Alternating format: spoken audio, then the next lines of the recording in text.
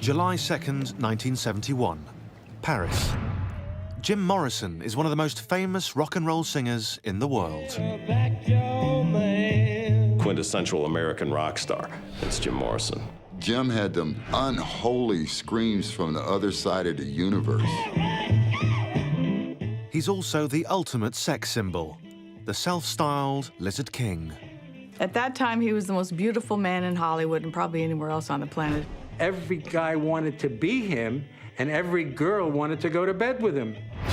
But he's a superstar at war with his own dark demons. He was saying, help me, help me. Nobody knew how to do it. Jim had a darkness in his writing, a darkness in his life. And soon, that darkness will finally consume him. This is the last 24 hours in the life of Jim Morrison.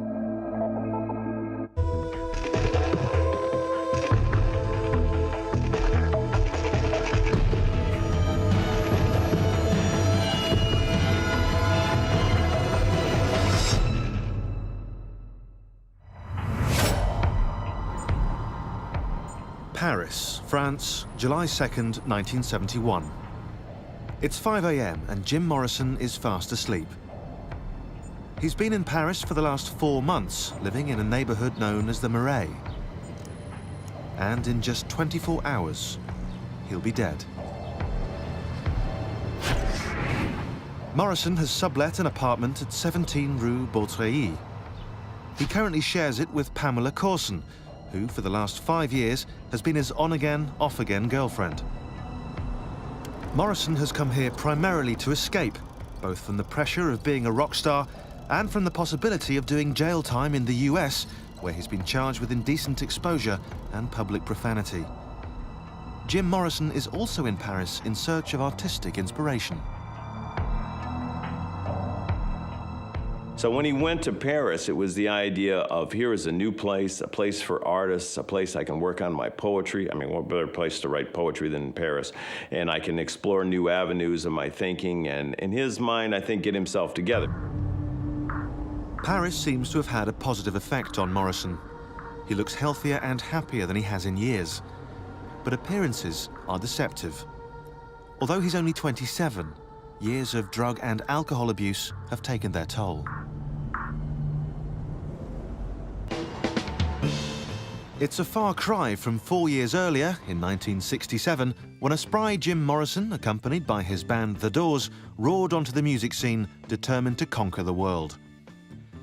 Their self-titled debut album was released and became the first of 7 consecutive gold albums recorded by the band.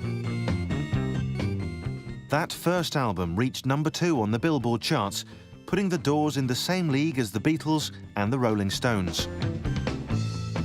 Stylistically, The Doors were different from other bands in the California surf and folk rock scene. With their raunchy blues, they stuck out like a sore thumb, or more like a middle finger.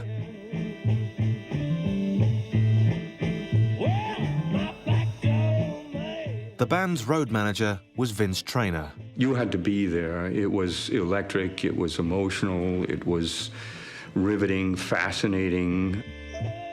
The dynamics of a Doors performance simply swept you off your feet.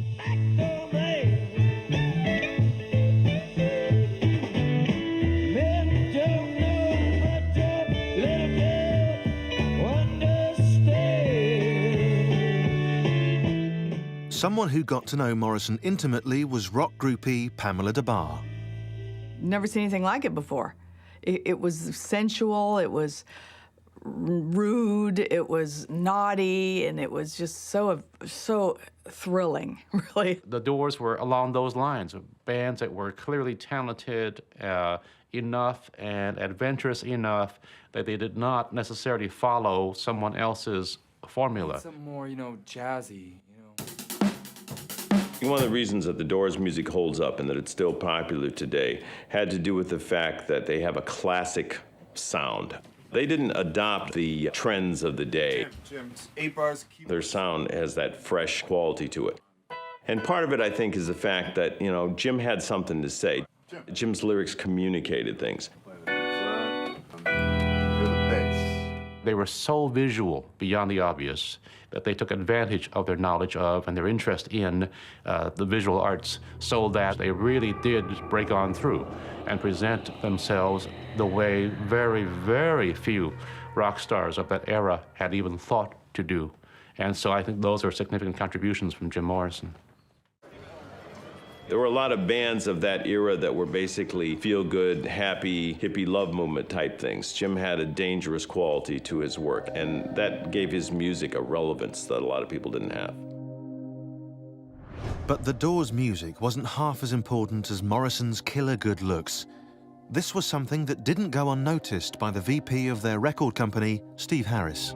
I took a good look at him and thought, if this kid could read the phone book on key, we're all going to be very, very wealthy. More dangerous than Elvis, prettier than Mick Jagger, it was clear that the band's greatest asset was Jim Morrison.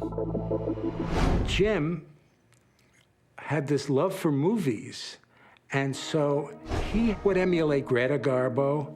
He had the look in the eyes of Marlene Dietrich staring you down, shaking his head and his hair like Marilyn Monroe did. He had those masculine traits with the feminine wiles. That's what made Jim unique. He hypnotized his audiences, screeching like a shaman. He even invented an alter ego, the Lizard King. He was called the Lizard King for a reason. I mean, he did slither and he did move sort of reptilian-like, and beautiful body, beautiful face. Jim Morrison became the face of the Doors and the face of sex in rock and roll. There was a shot that I named the Young Lion. He just looked magnificent in it, and it was used in the Village Voice. The Village Voice said, there is a new sex symbol now, and his name is Jim Morrison. But although he soaked up the attention, Morrison was unhappy with the focus placed solely on his looks. He saw himself as a writer first and a singer second, desperate to be taken seriously like his poet heroes. He didn't like the image of the sex symbol. He wanted to be seen as a philosopher, as somebody who could write poetry, who could deliver this poetry to a live audience and have their reaction. That's what Jim wanted. But what Jim wanted was not what he got. His rock god image eclipsed any chance he had of being taken seriously as a poet. The failure of that dream would eventually chase him to Paris, and in 19 hours, will finally push him over the edge. July 2nd, 1971, Paris, France. It's 11 a.m. and Jim Morrison only has 18 hours left to live. He's come here to Paris, a city rich in arts and inspiration, to write poetry. Sick of his rock star image, he's determined to make his mark as a serious poet. But lately, he's had a bad case of writer's block and is feeling anxious. Alain René, an old friend from Morrison's film days at UCLA, drops by. Alain René and Jim Morrison had been friends since film school. They did not hang around together a lot during Jim's rock star days. Then when they were in Paris together, they spent a lot of time. And they were good friends, they went way back. René notices that Morrison is restless. He suggests they go out for a walk and grab some lunch. Jim doesn't look too well at all. They stroll along the colourful Rue des Rosiers, not far from Morrison's apartment. Here, he is rarely recognised and is free from the pressure of playing the rock star. In this bohemian Jewish neighbourhood, Jim Morrison seems to fit in perfectly. But throughout most of his life, that has rarely been the case. Jim Morrison was born in the small town of Melbourne, Florida on December 8, 1943. He and his family were forced to move often because of his father's job as a Navy officer. By the time he turned 16, Jim had already moved 9 times, making it difficult to make friends. Tandy Martin was Jim Morrison's high school sweetheart. Jim used to be in the basement of his house painting. And he stayed down there a lot, painting and writing, and we spent a lot of time down there. As a teenager, the bright student became more and more disruptive in school and at home. His father, a strict disciplinarian, cracked down hard on Jim. His parents had no idea what to do with a kid like Jim. No idea. How could they? Nor could his straight-laced parents understand their son's fascination with the dark underbelly of literature. I think in the 8th grade, he had a copy of Allen Ginsberg's Howl. I mean, you have to put that into perspective. People weren't reading that stuff in the 8th grade. No way, or 9th grade or 10th grade. Jim was not like other people. He just wasn't like other people. It's the classic teenage angst. Kids growing up and saying, gee, the world is not all fluffy and nice the way mom and dad have been telling me. There's something dark, something sinister, something dangerous about it. And Jim reflected that in everything he did. At 19, Morrison's inability to fit in finally got him in trouble with the law. Some people just rebel because they don't really know what else to do. But Jim was an original, for good or ill. In Tallahassee, Florida, he was arrested for stealing a helmet from a police car, resisting arrest, and for being drunk and disorderly. In junior and senior year, I think that's when he started to drink. In alcohol, Morrison found the perfect fuel to feed the flames of his one-man rebellion against the police, against his strict father, and against everything in between. Yeah, I think he had a problem with authority. Absolutely. On reaching adulthood, Jim wasn't done rebelling. His father had expected him to follow in his footsteps and join the military. Instead, in 1964, Jim headed to California and enrolled in UCLA's film program. So deep was the insult that after university, Jim and his father would never speak again. Jim often referred to his parents as being dead. In his mind, they were dead to him. When I looked at his bio right after he signed the contract, and it said his parents were deceased. And so that's what I thought. But in 1967, Harris received a call from a woman claiming to be Jim's mother. He gave her the address of a hotel where her son was staying in New York City. Later, I told Jim what I did, and he said to me, Steve, do me a favor and just don't ever, ever do that again. I don't want to be in any contact with them at all. I think the fact that Jim was alienated from his family is reflected a lot in his writing. He writes from a position of being an alienated, lonely person. Strolling along with his friend Alain Ronay, Jim is momentarily distracted by a cut-glass Star of David dangling in a shop window. He decides to buy it for his girlfriend, Pamela Courson. For the successful rock star, money is no object. But just 5 years earlier, he'd been flat broke. In 1965, as a 21-year-old film student in California, Jim Morrison started partying heavily on Venice Beach.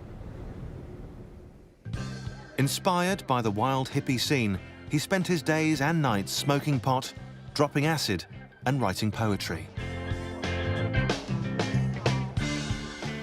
One day on the beach, he met fellow film student Ray Manzarek.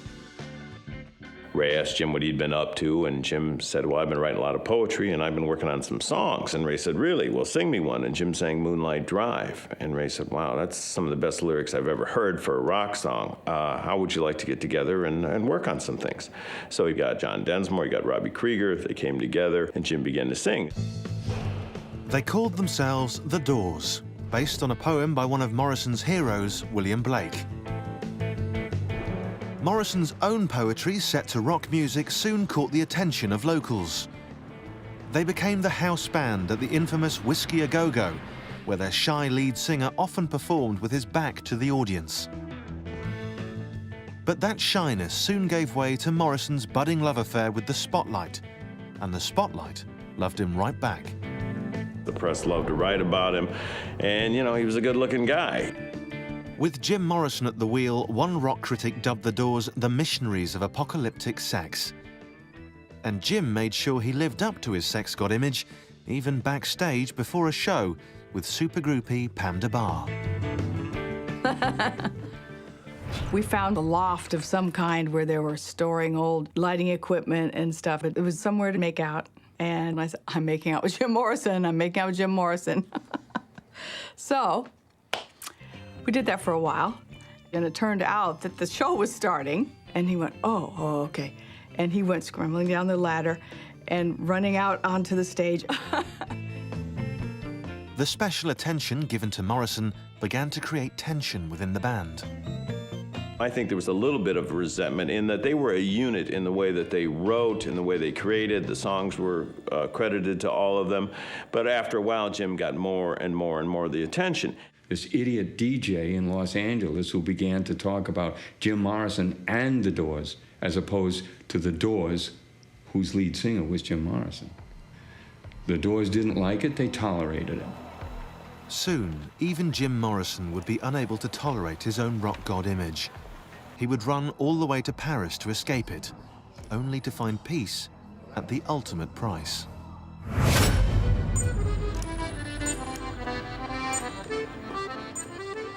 July 2nd, 1971. For the last 3 hours, Jim Morrison and his friend Alain René have been strolling through the streets of Paris. Throughout their walk, René has noticed that his friend appears shaky and unwell. Several times, Morrison breaks out in violent spasms and a bad case of the hiccups. The rock star, however, insists he's okay. But in less than 15 hours, he will be far from okay. Around 2 p.m., they reach Place des Vosges, the city's famous Renaissance square. René feels that a little food may help settle his friend. But throughout the afternoon, the hiccup attacks continue and seem to be getting worse. A life of excessive drinking has finally caught up with Morrison. The cracks have been showing for years, even in his earliest days with the Doors. Alcohol was his drug of choice. I mean, he did other drugs here and there, but mostly it was alcohol. One of the reasons that he would drink so much is because he liked the experience of not being in control and not worrying about it. Wasted and completely out of control, Morrison became increasingly destructive in the recording studio. The rest of the band were not amused. As the band's popularity soared, Morrison spent more and more time in bars. One of his drinking buddies was his bodyguard, Tony Funches. Barney's Beanery. Ha! That was the prototypical lunatic English roadie, two-fisted drinking bar, clown's den, madhouse that ever existed in LA. But me and Jimbo managed to get ourselves 86 out of there. He was so staggeringly drunk, and you just didn't know what he was going to do. Rock and roll lifestyle. We were stinking drunk all the time. Ha! Every time he came into New York, we used to go to a bar around Columbus Circle. The bar was about 2 or 3 city blocks long with a mirror behind the entire bar. And Jim said to me, you know, I could take this bottle and throw it through that mirror and smash it, and I won't feel any remorse at all. Could you do that? And I said, no, I would feel remorse. Which led me to believe that somewhere in the background, there was a sociopath. There was one night at the whiskey, and he reached over and just whacked me across the face, just slapped me across the face for no reason at all. No reason. What happened is he would get stone drunk at the moment's notice. He had no warning, nothing leading up to that to let him know when it was coming on. He'd be fine, he'd be sober, he'd be articulate, and then he'd be wild nuts. And part of that is an allergic reaction to alcohol, which is a documented thing that people have now, but they didn't know what it was then. If Jim were alive today and were performing the same way, everyone would say, Jim, you got to get into a program. You got to stop drinking. You got to take care of yourself. You got to go to a 12-step program. You got to go to a rehab. You're going to die if you continue this. Then it was, oh, you know, Jim, he drinks too much. People don't want to think about this or remember this, but he was almost a pariah at one point in Hollywood. Yeah, he said, "Oh God, here comes Jim Morrison." And I remember one night too, coming out of the whiskey, and this was pretty typical. He was laying on the ground in the gutter in front of the whiskey, like, you know, trying to go to sleep. And there were people, you know, sometimes people would come along who weren't strip regulars and go, "Whoa," and that's Jim Morrison, and they'd try to help him, you know, and he didn't want to know. Morrison's heavy drinking was getting more dark and more violent. It was also directly affecting the Doors' live shows. During 1969, the performances degraded steadily. The alcohol became more prevalent, the singing became less dynamic, the shows lost their vigor, lost a lot of their sparkle. As a band, the Doors had a problem. Not only was their singer stealing all the headlines, he was now sabotaging their live shows.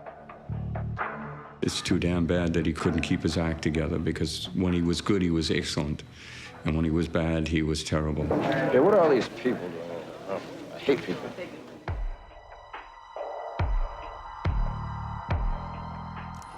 And now in Paris, lunching with his friend Alain René, the years of hard drinking have taken their toll on Morrison's health. In 13 hours, he will draw his final breath. After lunch, Morrison and René browse through a film shop. Since film school, Morrison has had a passion for the cinema, having recently made a movie called Highway. The film, a dark, impressionistic journey through the desert, was inspired by a troubling childhood experience that has stayed with Morrison throughout his life.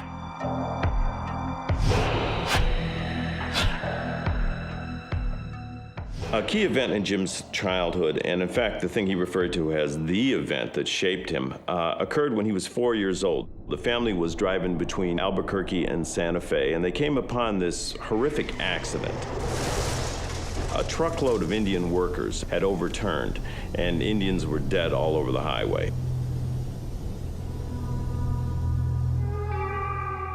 Morrison believed that the spirit of one of those Indians, a shaman, entered his own soul and stayed there.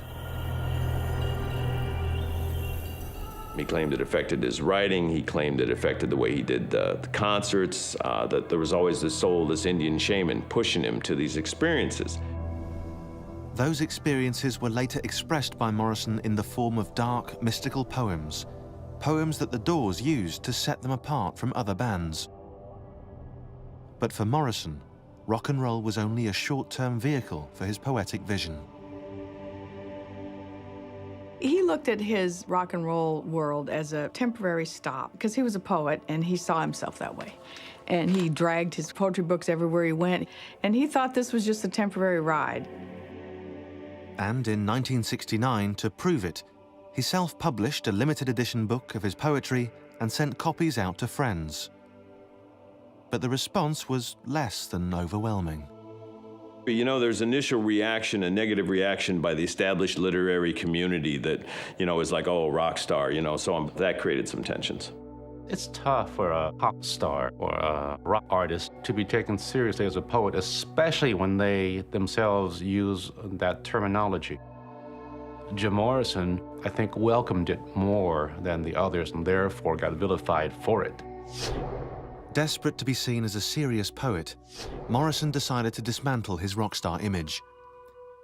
He asked that his bare-chested young lion photos not be used for promotional purposes.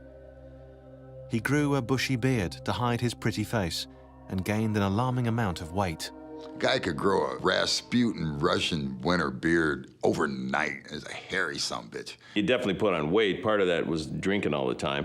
But also he was becoming uncomfortable with having to live up to that, you know, sexy young rock and roll image.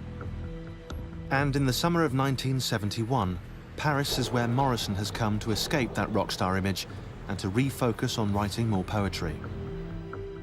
He's lost the beard and some of the weight, but years of alcohol abuse have caught up with the frustrated poet. His afternoon walk with his friend Alain René brings him back to his rented apartment on Rue Beautreilly. Even though it's July, he brings up firewood. Climbing the stairs, he suddenly collapses out of breath.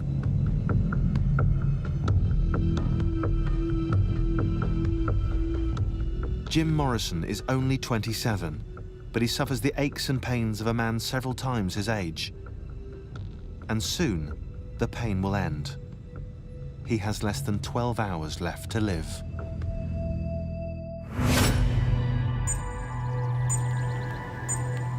July 2nd, 1971, 6 p.m.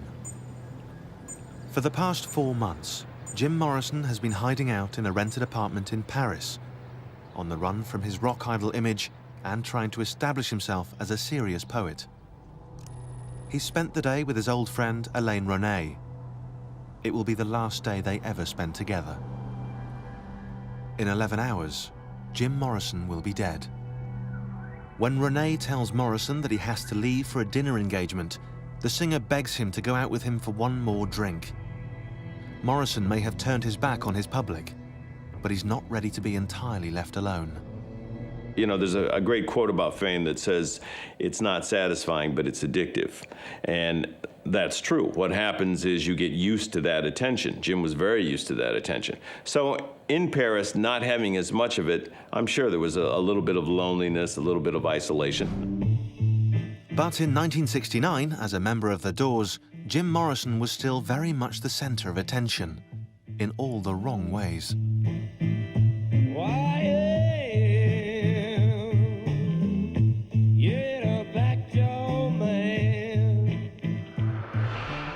Although his band was as big as the Beatles and Bob Dylan, his drinking and antisocial behavior was now completely out of control. It drove a wedge between him and the other members of The Doors. But instead of toning down his wild ways, Cigarette? He blamed his problems on his rock god image, manufactured for his fans. And on one particularly hot night in Miami in 1969, Morrison crossed another line, this time driving a wedge between himself and the people that had made him a star, his public. Jim had been drinking. He had seen the stage performance in Los Angeles the night before where the whole cast was nude, and I think he decided to test some limits. As if to mock his sexy image, Morrison removed his shirt, threatening next to take off his trousers. Now Ray, knowing Jim's unpredictability, knowing that Jim had been drinking, said to me, "Vince, don't let Jim take his pants off." I put my fingers in his belt loops and I put my arms against my hips and lifted. In fact, it's a wonder his voice didn't go up an octave. Taking their cue from Morrison, the audience stripped down to the buff. The audience followed suit, where more than 50% of the audience was actually naked. The authorities were not amused. Miami Crime Commission, I'm calling upon the Dade County Grand Jury and the State Attorney's Office to immediately take criminal action against the group known as the Doors, and we are demanding that action this day. A few days after the show, they charged Morrison with lewd and lascivious behavior, a felony, even though many claim he never removed his trousers. The guys couldn't tell they were looking at their instruments, and Jim doesn't remember whether he did or he didn't. I am willing to state here unequivocally, Jim did not in any way, shape, or manner take his pants down, open his pants up, or expose himself in any way. It was physically impossible for him to do it. But whether he did or not, he was of special interest to the FBI, who'd been keeping close tabs on him for quite a while. They saw Jim Morrison as a menace to society. In research for my book, I obtained the FBI files on Jim Morrison. Now, a lot of that is blacked out, but suffice it to say that the FBI was definitely interested in Jim Morrison, monitored his activity, and had him on a watch list. The FBI's interest in Morrison was maybe less about public nudity and more about his anti-war lyrics on songs like Peace Frog and The Unknown Soldier. I think also in Jim's lyrics, the fact that he called for revolution regularly, the fact that, he was pushing people to the idea of a revolution. In Jim's mind, I think it really wasn't a conscious, social, organized revolution. It was more an individual revolution of breaking away from the conditioning of society and your parents and trying to come to a new and different reality on your own. And Jim was all about that. If Political means upending society and changing rules and fomenting different kinds of revolution. Then the Doors and Jim Morrison were absolutely political. But in July 1971, as a rock and roll exile in Paris, Jim Morrison seems hardly a threat to anyone but himself. As he drinks with Alain René near Place de la Bastille, an enduring symbol of the French Revolution, the only rebellion brewing is the one that's violently raging through Morrison's body. His attacks suggest he's suffering from acute respiratory distress. He had had difficulty lately. He had spit up blood a few times. He had had some other problems, respiratory problems. Some of this went back to an injury he had jumping out the window at the Chateau Marmot in L.A. and doing a Tarzan act off a drain pipe and then falling and smashing off the shed of the place and injuring himself. Morrison should be looked after in a hospital. Instead, he's busy ordering yet another beer. His friend, Alain René, announces that he has to leave to meet a friend. They will never see one another again. In just 10 hours, Jim Morrison will dabble in more than just alcohol, and it will cost him his life.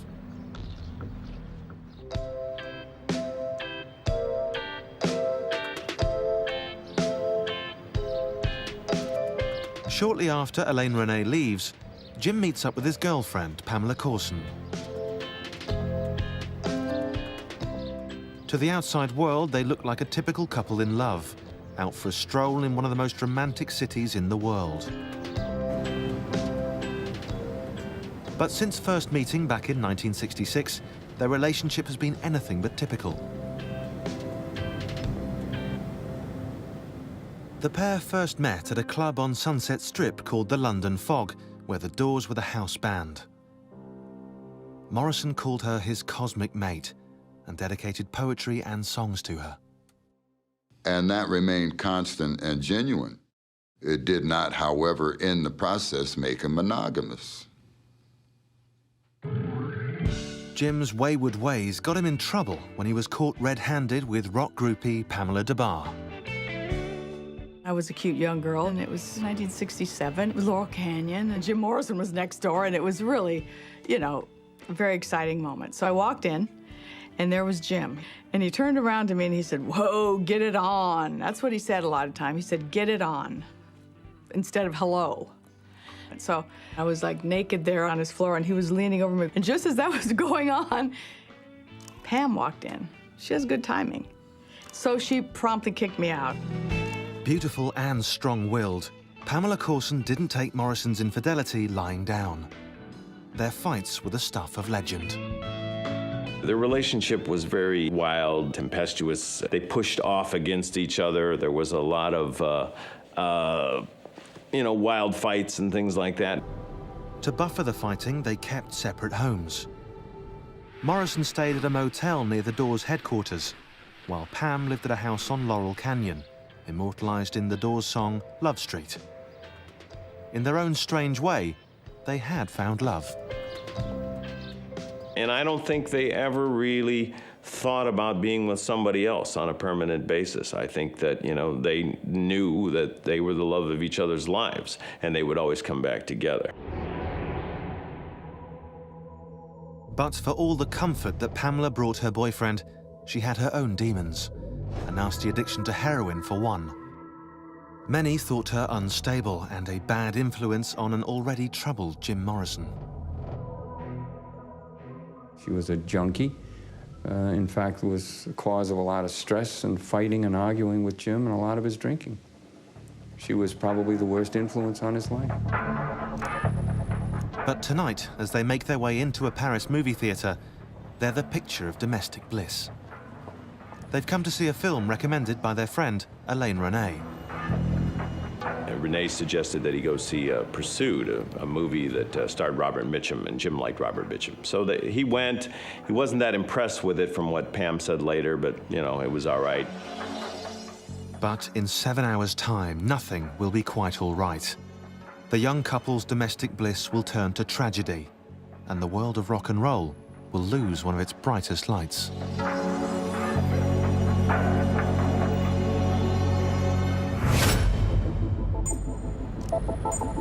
July 3rd, 1971, 1 a.m. For the last 4 months, rock star Jim Morrison has called Paris home. He's come here to write and to rest, but his stay has been anything but restful. He's made himself increasingly sick by indulging in a steady diet of whiskey and beer. And tonight, in his apartment with his cosmic mate Pamela Courson, he decides to go even further. He takes heroin. Up to now, Morrison's entourage has worked very hard to keep the hard stuff well away. I don't tolerate smack, pure and simple. So everybody knew that it could be dangerous to them to bring that stuff out. Uncle Tony will not be amused. Somebody's going to get hurt. Guaranteed. But tonight, Uncle Tony is thousands of miles away, and no one's there to look out for Jim. Over the years, Pam got involved in different kinds of things and eventually started using heroin. Now, this was something Jim was concerned about. It's not something he condoned. It's not something he really approved of. That night, whether it was just the idea of something he wanted to try, just pushing the envelope, whether it was some depression, he had been very reflective lately, whatever, he tried the heroin. That decision will prove to be fatal. Stoned out of their minds, Pam and Jim watch home movies of recent vacations. Between reels, they snort more heroin and spin some old Doors records. But in just 3 hours, the music will be over.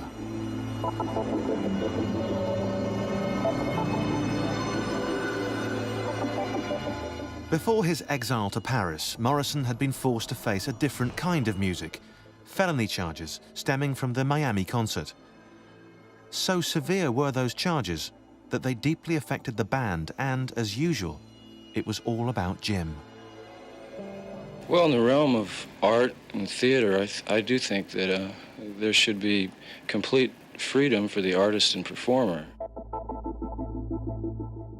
Everybody's nerves were on edge. Would he behave? In many places, police were there with a warrant for Jim's arrest. In fact, for the arrest of the whole group, if he so much sneezed the wrong way. Booking stopped. Concert promoters no longer wanted to have them because of the fear of arrests and lawsuits and violence and mayhem and breaking obscenity laws. Jim Morrison and the Doors were not prepared for the backlash that followed. Radio shows would not play Doors records. Doors recordings were removed from the shelves of record stores. We were absolutely banned from all public media. Once the darling of the press, Jim Morrison became public enemy number one. He was ridiculed by Rolling Stone magazine with a wanted poster that called the Miami concert Jim's organ recital. When people started looking at him as a drunken fool, that devastated him. Basically, you know, Jim wanted to be wild and crazy on stage. He did not want to be seen as a fool. But worse was to come. In September 1970, after awaiting trial for nearly 2 years, James Douglas Morrison was found guilty and sentenced to 60 days hard labor for profanity and 6 months hard labor for indecent exposure. Allowed to remain free on bail pending an appeal, Morrison, the free-spirited bohemian, was terrified of doing time. In his darkest hour, he became increasingly obsessed with his own mortality. Then when Jimi Hendrix and Janis Joplin died, Jim began to go around and say he was number 3. Jim was always saying things like that. On July 3rd, 1971, in his apartment in Paris, Jim Morrison is well on his way to becoming the next rock and roll casualty. At 3:30 a.m., after passing out on the couch from too much heroin, his girlfriend, Pamela Courson, wakes up to find him struggling to breathe. She manages to rouse him. She wants to call a doctor, but Morrison refuses. Pamela, still high from the heroin, goes off to bed. Jim Morrison isn't ready to join her quite yet.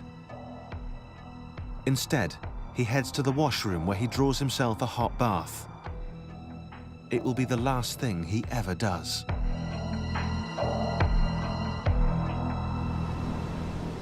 Seven months earlier, back in the States and with serious jail time hanging over his head, Morrison became ever more distant from those around him. In concert, he was barely able to perform. In December 1970, on stage in New Orleans, the Lizard King completely fell apart. He stood up, picked up the microphone stand, and proceeded to smash it through the floor, literally smash a hole in the floor. He then walked off the side of the stage right, went up to the dressing room. That was the end of it. For years, the other members had put up with Morrison's antics, but this time he'd gone too far. Drummer John Densmore had seen enough. John tossed his sticks on the floor and said, "That's it, never again." The decision was, we will never perform in public again.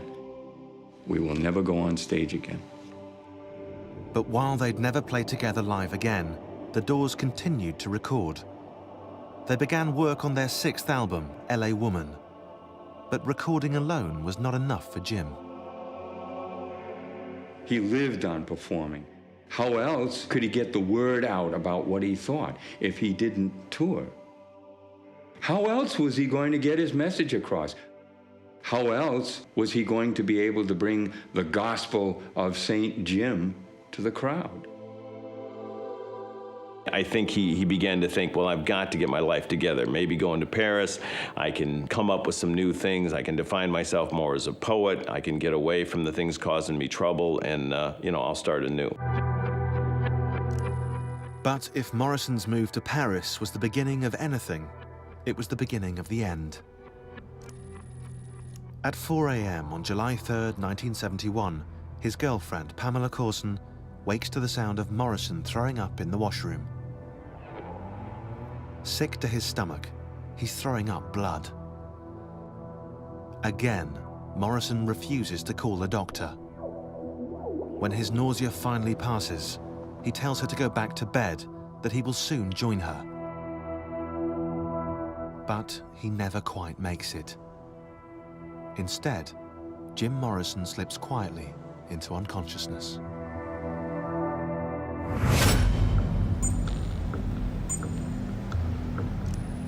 Paris, July 3rd, 1971, 6 a.m.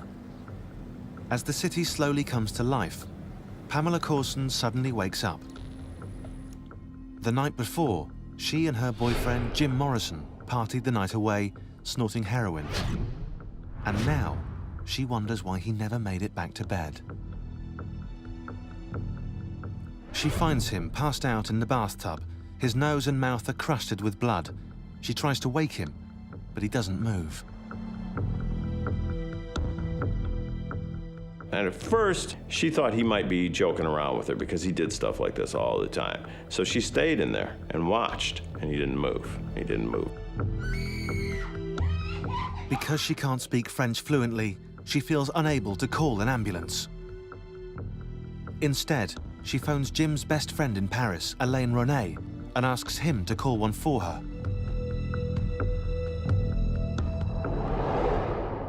Before the medics get there, fireman Alain Raison arrives. When we entered the bathroom, I saw the body of a man, the head thrown back. The water, it was just a little bit pink, because I think he must have bled. The rescuers have no idea that their patient is, in fact, Jim Morrison. The water was warm, so the body was also warm, which led us to presume that maybe he was not dead. They rush Morrison's still warm body out of the tub to discover he's only warm because of the tepid bathwater.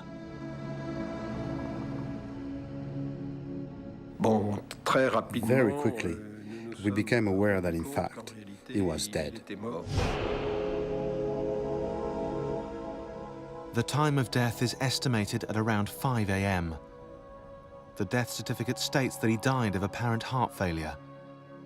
Citing no foul play, the authorities see no reason for an investigation or to order an autopsy. Jim Morrison, one of the most important singers of his era, is dead at 27.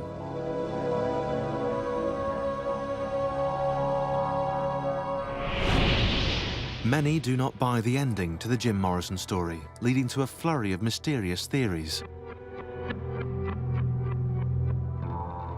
Some say that before Pam Courson called Elaine Ronay about an ambulance, she called her heroin dealer, who came to the apartment and advised Pam to flush the drugs. Soon after, that same dealer hightailed it out to Marrakesh to avoid legal hassles. Others say that Jim had been out partying the night before he died at a Paris nightclub, where he OD'd in their bathroom. Fearing being tied to his death, the nightclub had Morrison's body carried back to his apartment and dumped in the bathtub. Others still believe Morrison staged his own death and is still alive somewhere, having finally escaped the image that had troubled him so. You know, there's all this talk about Jim faking his own death, and he promoted those rumors because he talked about doing it, because Rimbaud had done that and had disappeared and wrote his great works, you know, up to when he was 18, 19, and then disappeared into Africa, and that's what Jim Morrison talked about doing. I always thought the real testimony to his mystique was the fact that so many people believed maybe he hadn't really died. One of the greatest, I think, proofs that he didn't fake his own death is the fact that, could Jim Morrison stay out of the spotlight 40 years? I don't think so. Not the Jim Morrison that I've learned he was. Jim Morrison is buried in Père Lachaise Cemetery in Paris, not far from Henri de Balzac, Marcel Proust, and Oscar Wilde. Every year, thousands of fans continue to visit his graveside.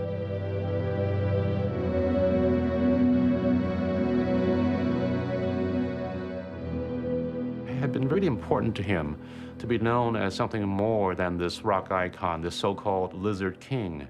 And I wrote the obituary at Rolling Stone. I thought, why not issue the rock thing on the headline and have him go out as what he wanted to be known as, James Douglas Morrison, poet.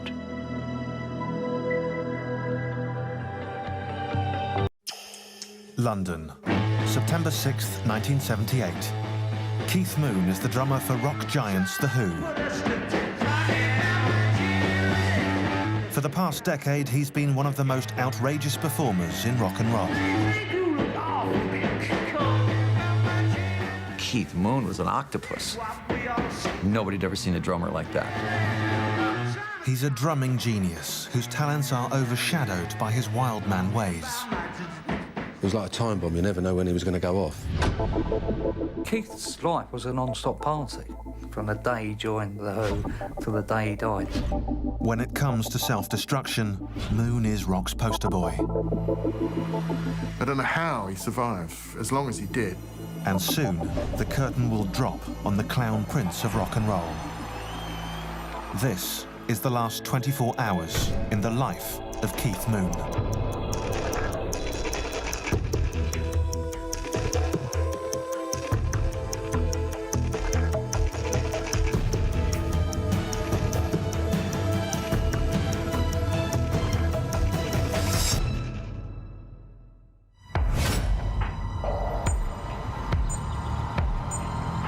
September 6th, 1978. It's early afternoon, and Keith Moon, legendary drummer of rock supergroup The Who, is, as usual, sleeping in. He and his latest girlfriend have, for the last few months, been living at fellow musician Harry Nilsson's apartment in London's West End. It's the same apartment where, 4 years earlier, singer Mama Cass died of a heart attack.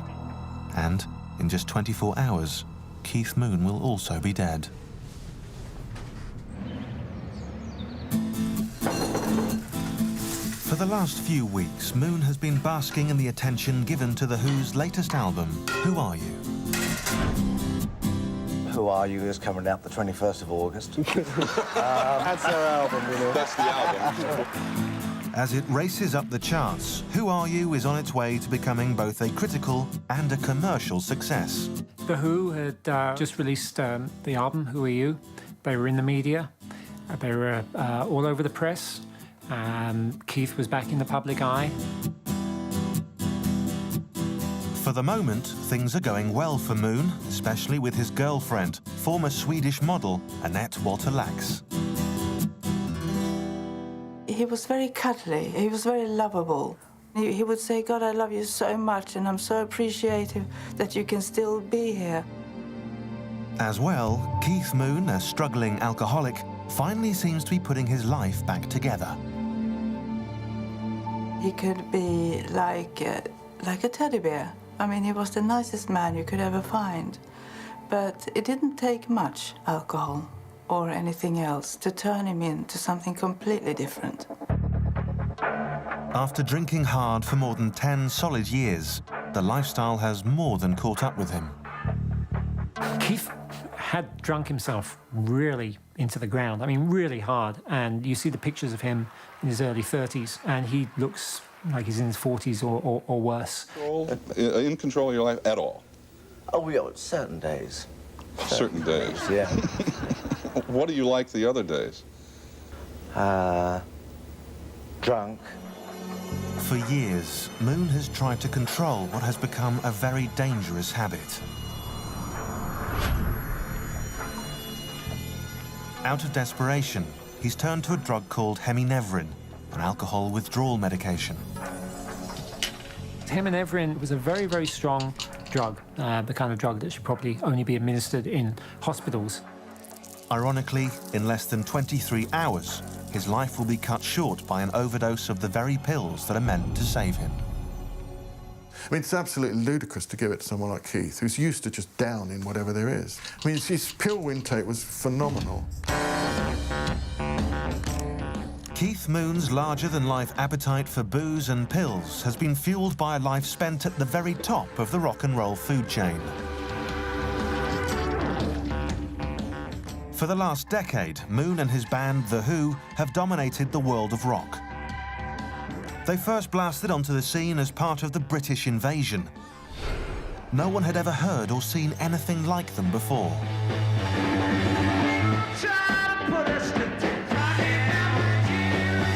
The first time you heard My Generation, I went, what was that? Everybody knew the Beatles and the Stones, but we didn't know that there was going to be a tidal wave of bands coming from England. And everybody wanted to say, well, who is this band, The Who?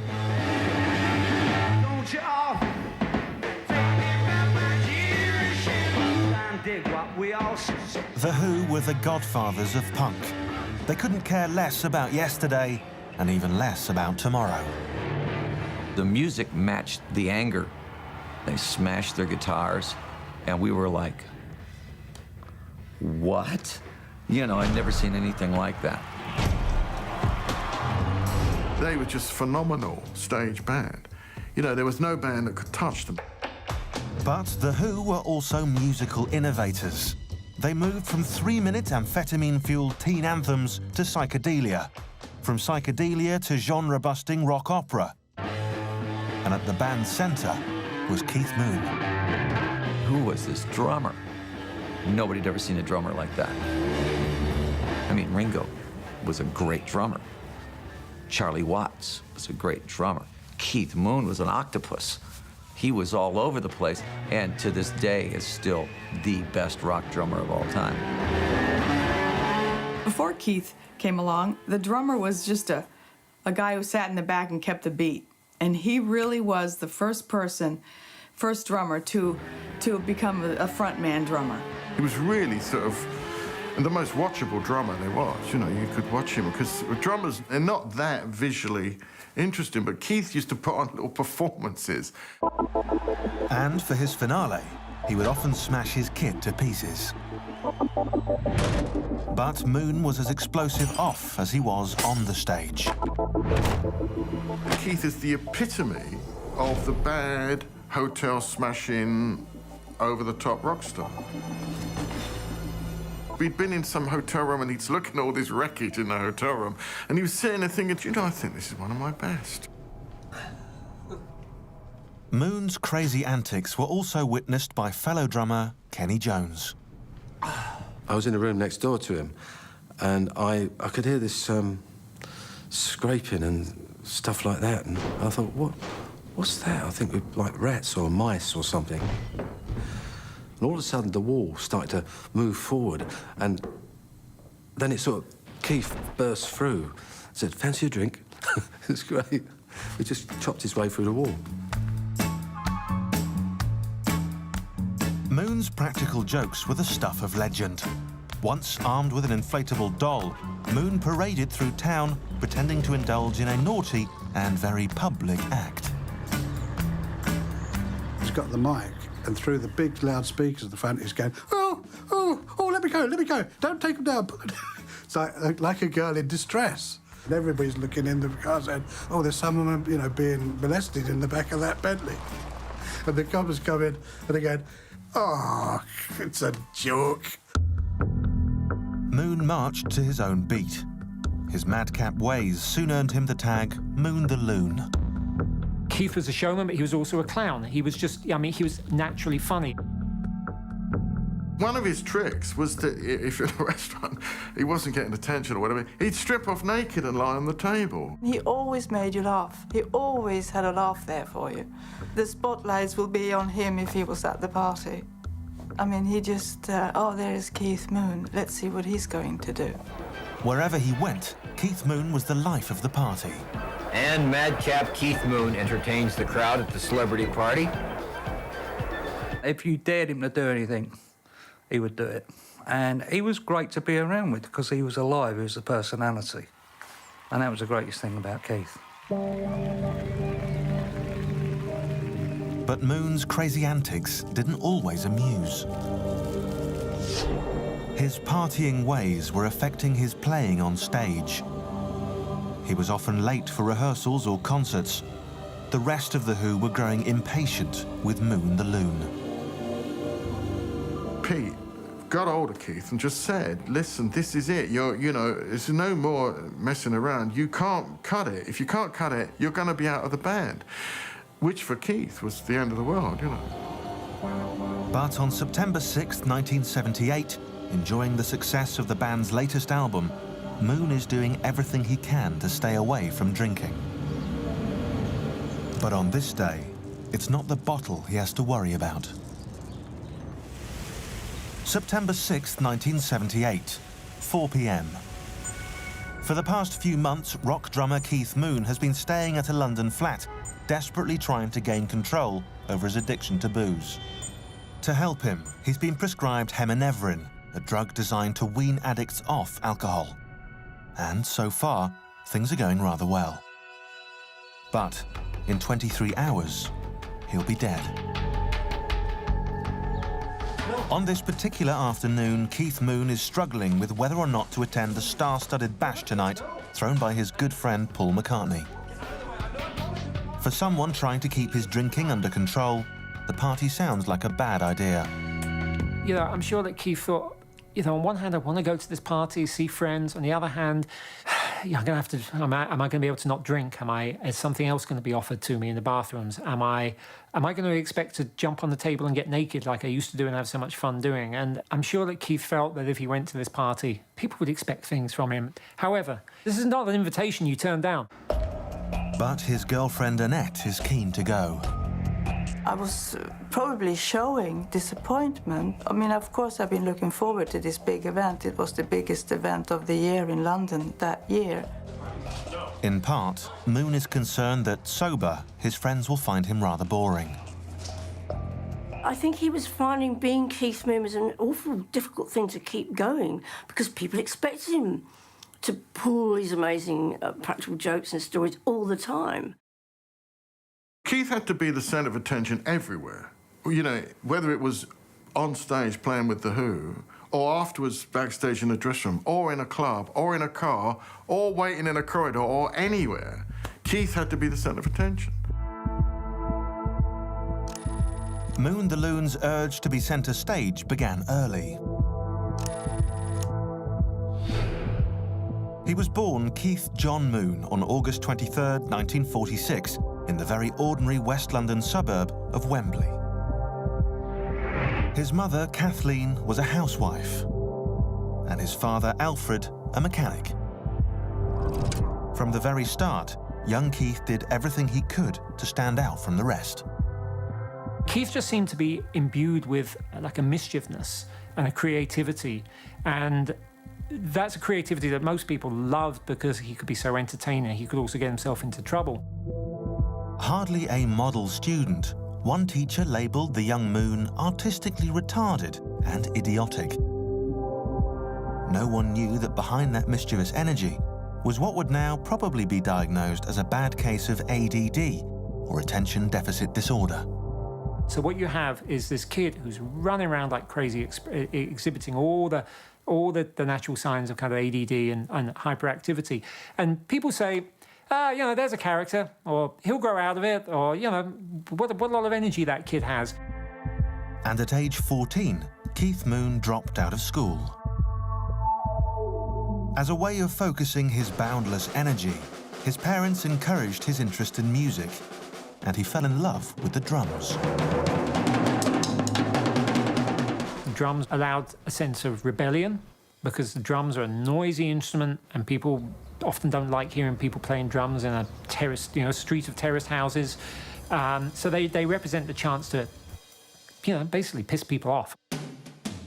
Keith did not want to be an ordinary drummer. While most young percussionists in Britain were imitating the rock-steady style of the day, Keith Moon found his muse in the crazed drumming of American jazz great Gene Krupa. Gene Krupa was probably his blueprint, because Gene Krupa did things that nobody else did either. He was very theatrical. You look at the old things of Gene Krupa, and he's always... Keith Moon developed some kind of style that was so bizarre. He was Gene Krupa. Moon practiced every chance he could. Word travelled fast around London of Moon's over-the-top style. And in April 1964, after playing in a few local groups, he auditioned for one of London's hottest young bands, The Who. As usual, Keith made sure to make a big impression. Keith's in the audience with his ginger suit and his ginger hair and his ginger everything, and says, I can drum better than him, you know, of The Who's drummer. And Pete Townsend, liking the cockiness of the situation, said, well, go on then, give it a try. After ending his audition by breaking the drum kit, The Who hired him on the spot. Keith Moon was only 17 years old.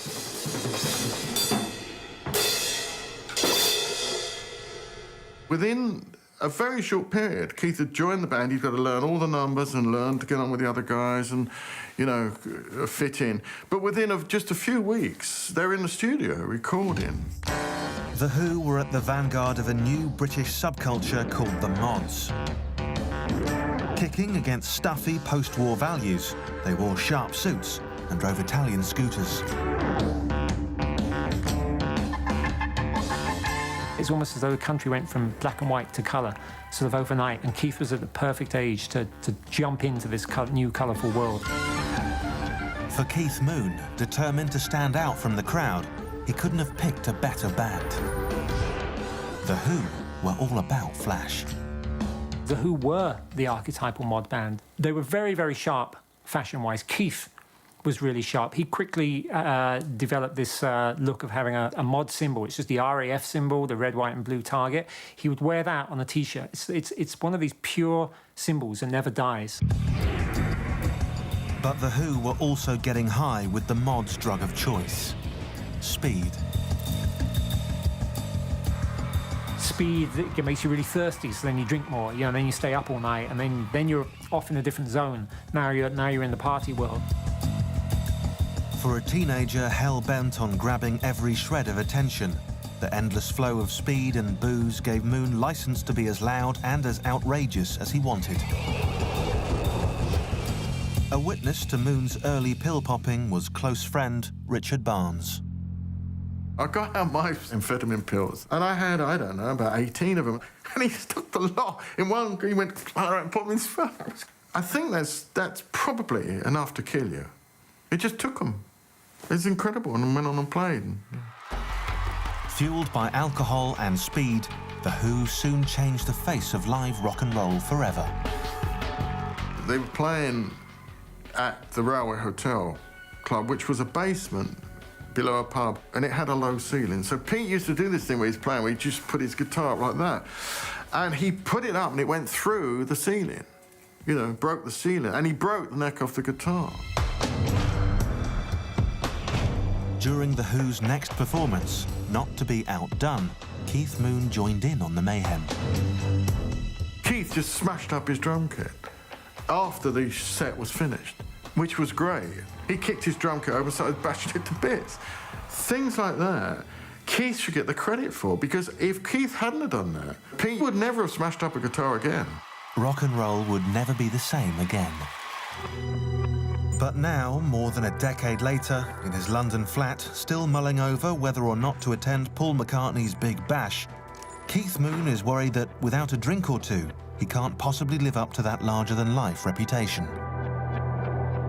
And in late afternoon, determined to stay on the wagon, he comes up with an alternative solution. Keith made a phone call and somebody came a couple of hours later with some cocaine. He would have his contacts. Yeah, like every rock and roller. And they'd be delivered. Simple as that. It's like having a pizza delivered now. There's no dispute or doubt that once Keith became a real alcoholic, he developed a big cocaine habit as well. It became much more visible to other members of The Who, and they were troubled by it. Moon slips away to take care of business. But Annette is hardly blind to what's going on. I think I said something to him, oh, have you taken that stuff? And I was worried.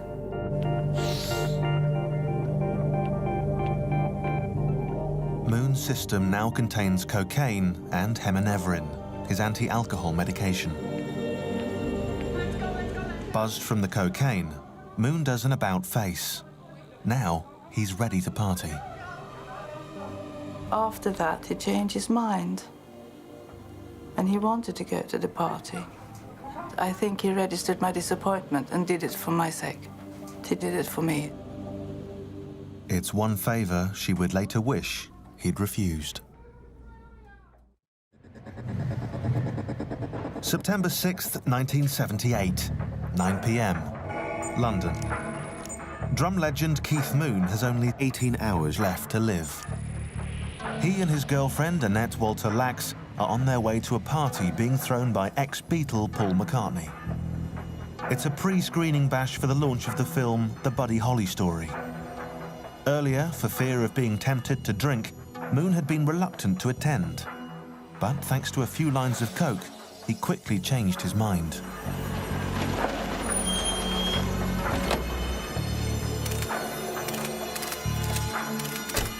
From the second he arrives, Keith is treated like true rock royalty and is given the best seat in the house. Keith was at the main table. He sat with Paul and Linda McCartney. He's not off at some side table with the side musicians. He's at the main table. Also on hand are famous British talk show host David Frost and Kenny Jones, ex-drummer for The Faces. Keith and I just went straight into each other, just talking, because we hadn't seen each other for a while. I said, how about you, Keith? What have you been at? He said, I'm clean, I'm straight, And he was telling me that he'd given up drinking for nearly 6 months, and he felt so much better. For partygoers, Keith's calm behaviour comes as something of a surprise. One of those who's taken aback is BBC radio personality Annie Nightingale. He seemed very subdued and not the crazy Keith, putting all kinds of jokes. For girlfriend Annette, the change in Keith comes as a welcome relief. I felt like for once I was relaxing with him. I felt safe, and I could probably for the first time enjoy a party with him as a normal couple. It was wonderful. I'm a substitute for another guy. I look pretty tall, but my heels are high. Dealing with Moon's crazy rock and roll antics has never been easy for the women in his life. 12 years earlier, just as the swinging 60s slipped into gear and girls were throwing themselves at the band, Keith Moon once again did the unexpected. He became a husband and father. Keith fell in love with a girl from Bournemouth called Kim Kerrigan. Keith was young, she was even younger. He gets her pregnant. Perhaps influenced by the conservative values of his upbringing, Moon decided to do the right thing. He married Kim. At 19 and completely unprepared, the crazed drummer was now a family man. I don't think he was ready to be a father. I mean, I don't think he was really a good father or a bad father. I don't think he was around enough to have really been either. A family sort of interfered with his 24-hour party ambition. And in Keith's world, I don't think school and Monday mornings existed, you know, and parents' evenings and all these, you know, and kids with earache and all these sort of normal things. He didn't have room for them in his life. He didn't cope with that sort of thing. As The Who conquered America and became millionaires in the process, Moon's home life grew increasingly bizarre. He had his trophy wife and his trophy house. But when it came to actually being a husband or a father, it looked to me like he didn't have a clue. One particular photo shoot revealed just how clueless he was. I remember him lying there just being covered with bottles, and I think I was supposed to be asking him why are you lying like this, and it was an odd thing. And then they took some other pictures of him where I think I had to be ushered out of the room because I think he took his clothes off. Like, no, Mandy's not going to be in these ones. In love with Keith, Kim made the best of a difficult situation. Kim was an absolute saint, really, to put up with him. But for Kim, living with her superstar husband would soon get worse. On January 4th, 1970, Keith's heavy partying took a tragic turn. It was a very dark, black, stormy night, the sort of night where you don't go out. And I didn't want to go particularly, but Keith said, come on, dear boys, with all the enthusiasm that the guy had. So, all right, we'll go. There was an opening of a disco just outside London, and it was the kind of thing that Keith didn't need to be doing, but he agreed to open this disco in a pub because, hey, it seemed like a fun night out. As the event came to a close, Moon, Kim and their entourage were ready to leave. At Moon's side was his old friend Larry Smith. I said to Keith, OK, we've snipped the ribbon, we've had a few beers, had some champagne, let's just go. But outside the club, a group of drunken skinheads took offence to Moon's flashy clothes and fancy car. The noise was deafening inside the car. They were pounding on the roof, kicking the sides of the doors. Well, they would have killed us if they'd have gone into the car. To protect the car and his passengers, Moon's friend and driver Neil Boland jumped out to confront the violent skinheads. Keith's driver was a guy called Neil Boland, who was not one of the professional security people you would employ now. Keith was always employing friends. Left in gear, Moon's car began to lurch forward. Moon slipped into the driver's seat and guided the vehicle as it rolled down a hill away from the angry mob. But in the commotion, Neil Boland fell under the wheels and was dragged under the car, crushing him to death. It basically fell on Keith's shoulders that one way or another he had been responsible for the death of his friend, and Keith got very, very, very low. Although later exonerated in court, the guilt was too deep to shake. Moon found solace in the bottle and in the company of groupies. He told me that he and Kim had been separated and were breaking up and had broken up, which I found out later wasn't true. And I was his LA girlfriend, and we would just hang out. I would just live his life with him for those few days. And when he went back home, I had to recuperate because it was nonstop mania and very little sleep and a lot of drugs. He did a lot more than I did, and he did a lot of drinking too. But in Moon's idea of marriage, adultery was not a two-way street. He was so jealous, you see. He would go out and run around with women, but if she ever dared look at another man or do anything, he'd go mad. That jealousy brought out Moon's dark side. I saw him punch her. I saw him like rip off what she was wearing, and she's trying to get away from him.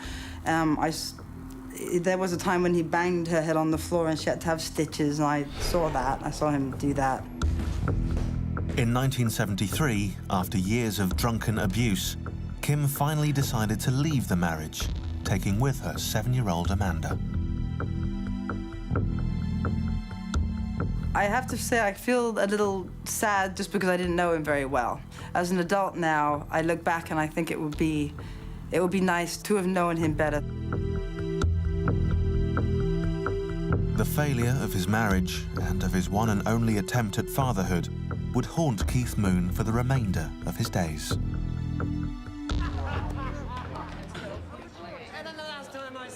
Now, at Paul McCartney's party, he's focused on more positive things, staying sober and hanging out with Annette.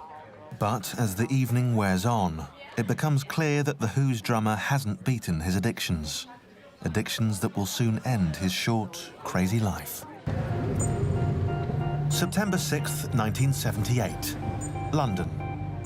Drum legend Keith Moon and his girlfriend Annette are at Paul McCartney's pre-screening party for the film The Buddy Holly Story.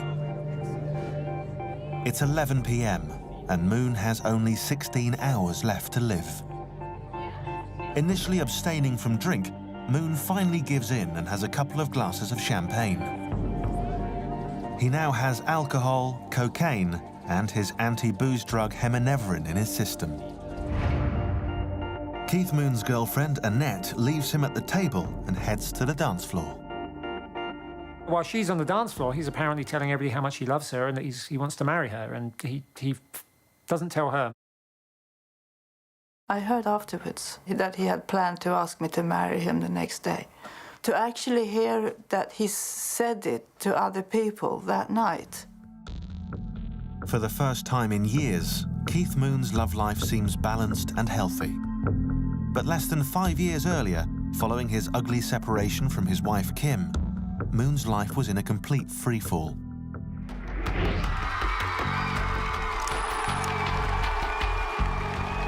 And on November 20th, 1973, at a concert in San Francisco, it all came crashing to the ground. Someone passed him some drugs, which I think they turned out to be like kind of horse tranquilizers. Moon was completely unaware of the potency of the pills. As they reached the middle of The Who's 70s anthem, Won't Get Fooled Again, Keith suffered a total collapse.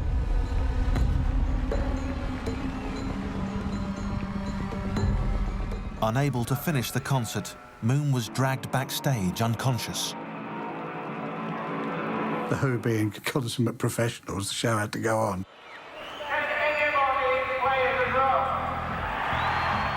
Scott Halpin, a 19-year-old kid from Iowa, stepped in, playing the rest of the show. For Moon, the message was clear. He could be replaced.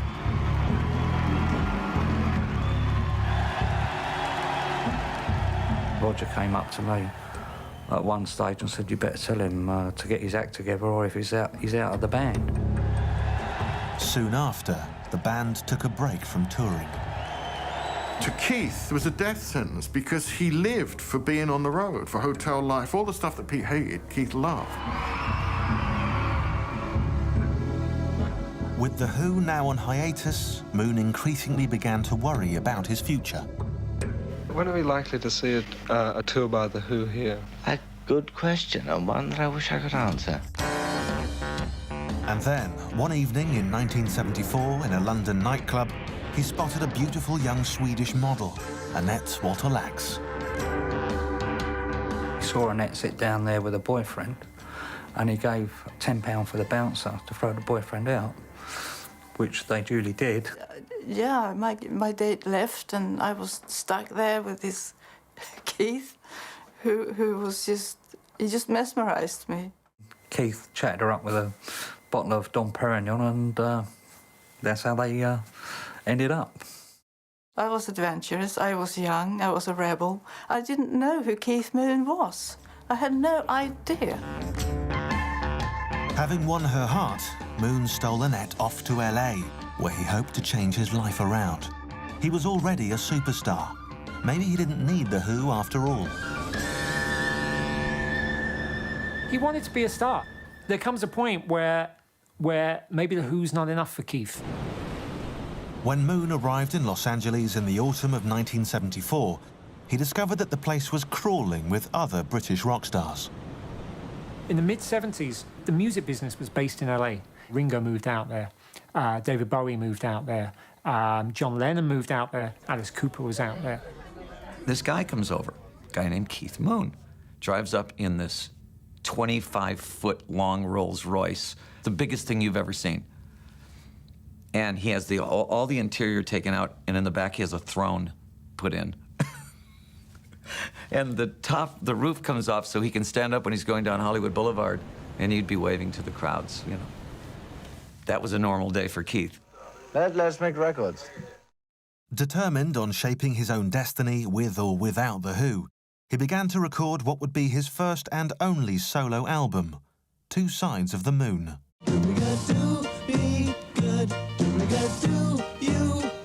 Do me good, do us good tonight, right? He tried, bless his soul, but his drumming is better than his singing. Yes, I think so. Oh! But the album was anything but a rousing success. Must have sold all of 50 copies, you know. Apparently it's one of the most expensive records ever made. They had a non-stop party on that record. They had fleets of limousines. You know, it cost an absolute fortune. It went on and on and on. I mean, it's incredible. Surrounded by all the temptations of Hollywood, Keith Moon now took his partying to new all-time highs. It was very hard to sort of keep up with that lifestyle of these celebrities.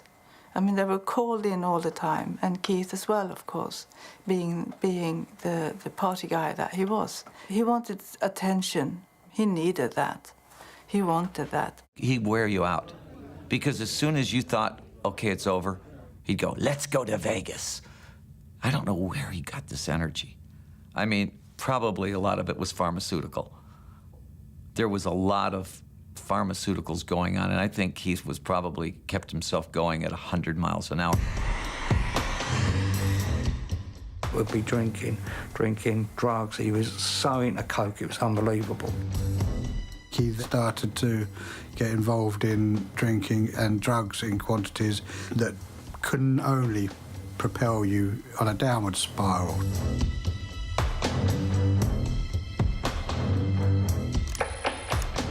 Now, 4 years later, back in London, Moon is determined to stop that downward spiral.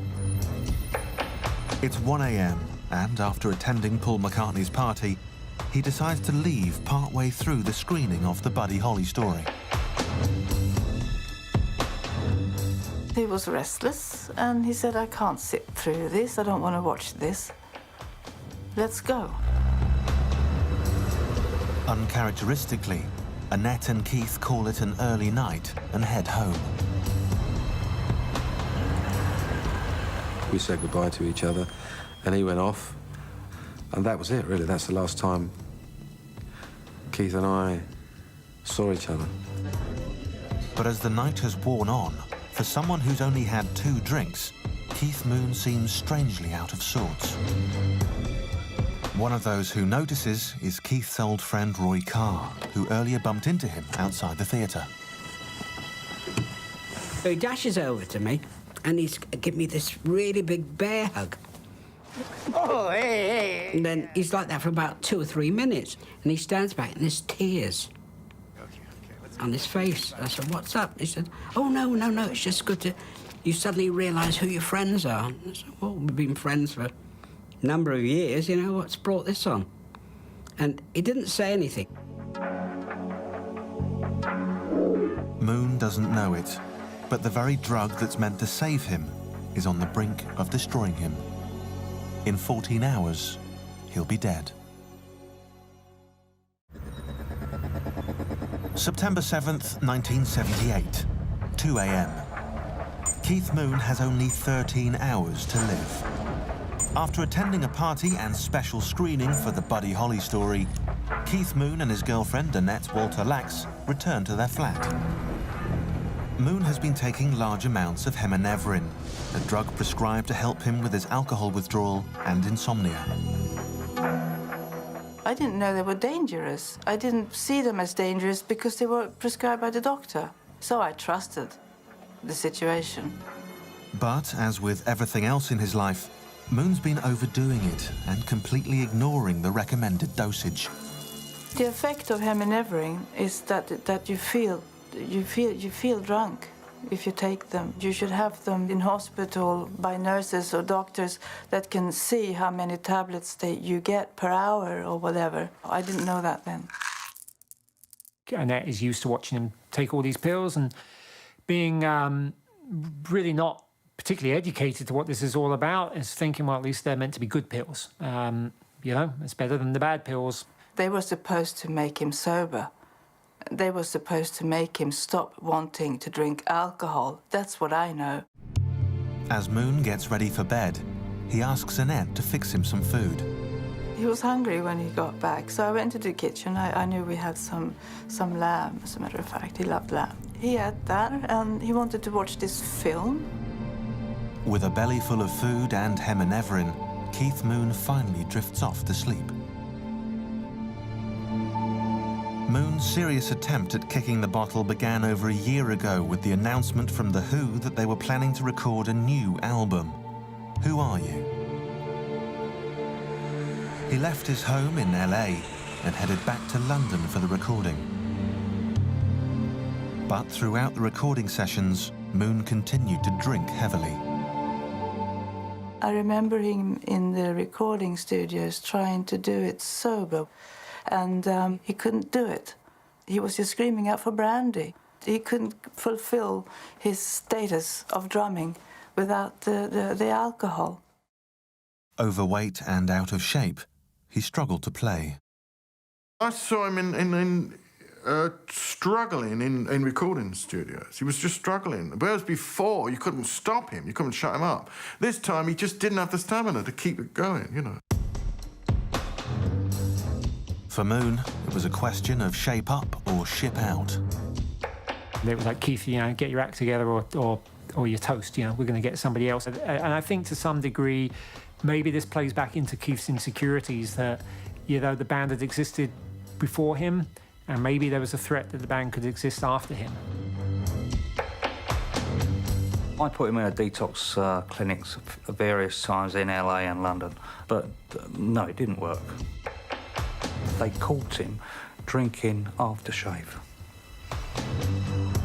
To help him with his withdrawal, his sleeping problems, and curb his cravings for alcohol, Moon was prescribed heminevrin. He ended up being prescribed this pill, I'm sure with the best of intentions, to help him deal with his alcohol withdrawal. Despite Keith's personal struggles, Who Are You was a big winner with Who fans. The boys were back on top.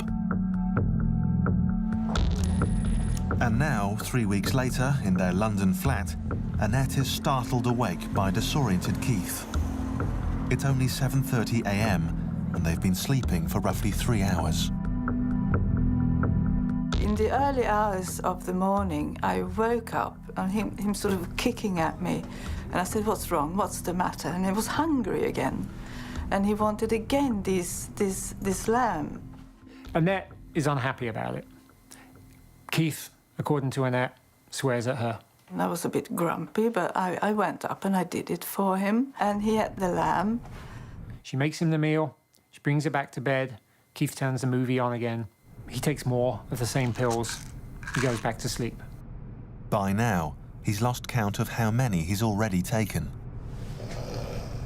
He started snoring. He was a snorer.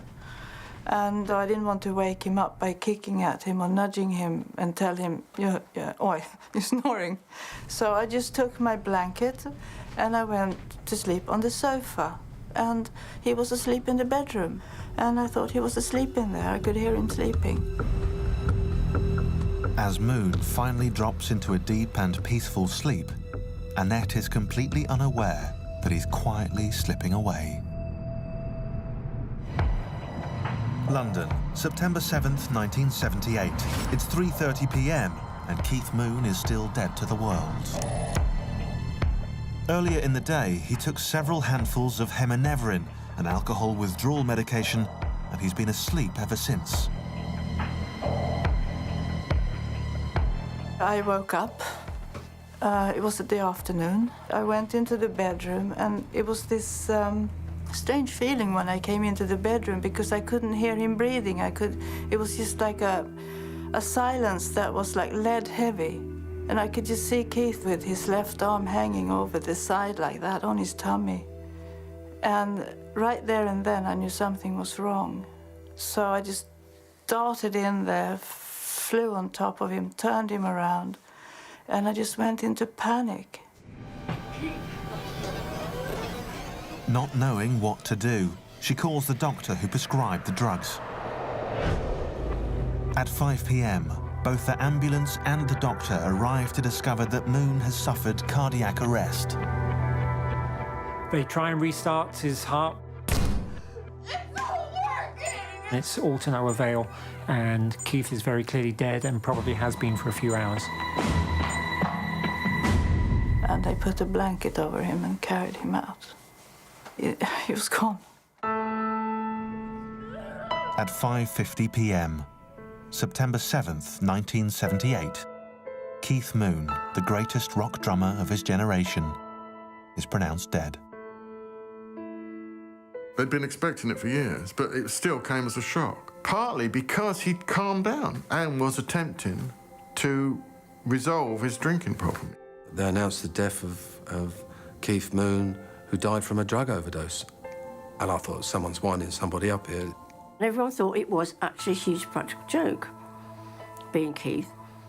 At the funeral, Roger Daltrey said he fully expected Keith to jump out of the coffin and go, ha, ha, ha, fortune. But unfortunately, it was no joke. An autopsy 2 weeks later concludes that Moon had 26 undissolved heminevrin tablets in his stomach. Was Keith knowledgeable of how many pills he was taking that night? Did he know that he was taking way more than was sensible, way more than the limit? We just will never, ever know. I think people who knew him well were surprised that he lived as long as he did. He made it longer than Hendrix or Joplin or Brian Jones or Jim Morrison. He made it 4 more years.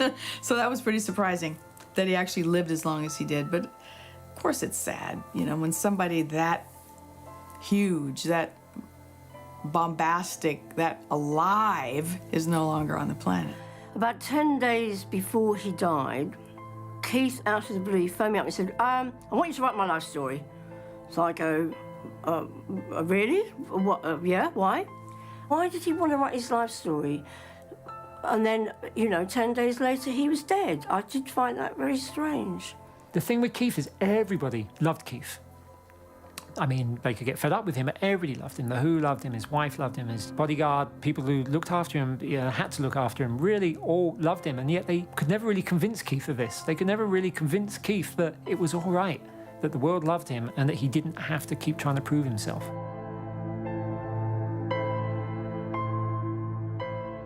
Everyone knows him as Moon the Loon, but what he's left is a legacy of drumming, as a drumming technique.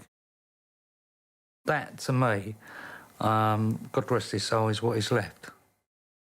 If you take away all the insanity of Keith Moon and just listen to the drums, he's irreplaceable.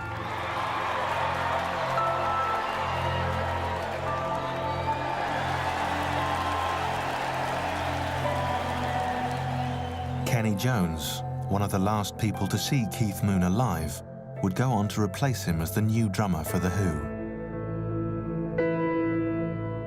Ironically, on the cover of his last album with The Who, Keith Moon is shown sitting on a chair bearing the words, "Not to be taken away." Well, I lost the man I loved, of course. The Who lost the best drummer ever. the world lost a character that can't be replaced. Yeah, gosh, and now he was just amazing.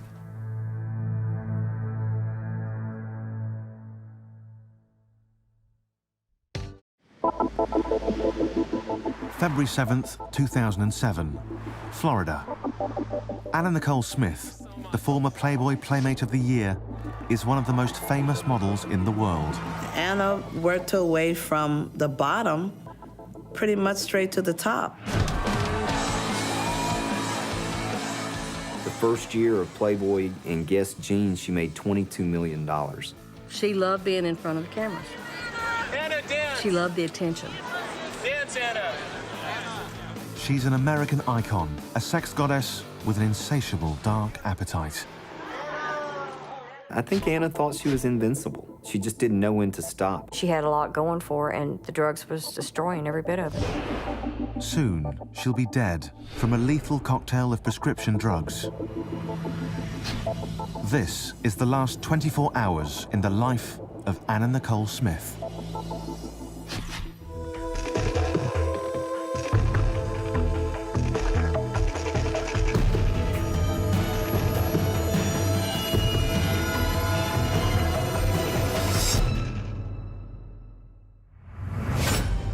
February 7th, 2007, Fort Lauderdale, Florida. It's 3 p.m. and Anna Nicole Smith has only 24 hours to live. She's come here to buy a luxury yacht. It's one of the few times she's ventured away from home in the Bahamas since her 20-year-old son Daniel died 5 months earlier. Going to Florida by the boat was a big deal for her. Another way to kind of maybe move forward a little bit, to find a little bit of happiness. Anna Nicole plans on keeping the trip short. She's anxious to return home to her newborn daughter, Danny Lynn.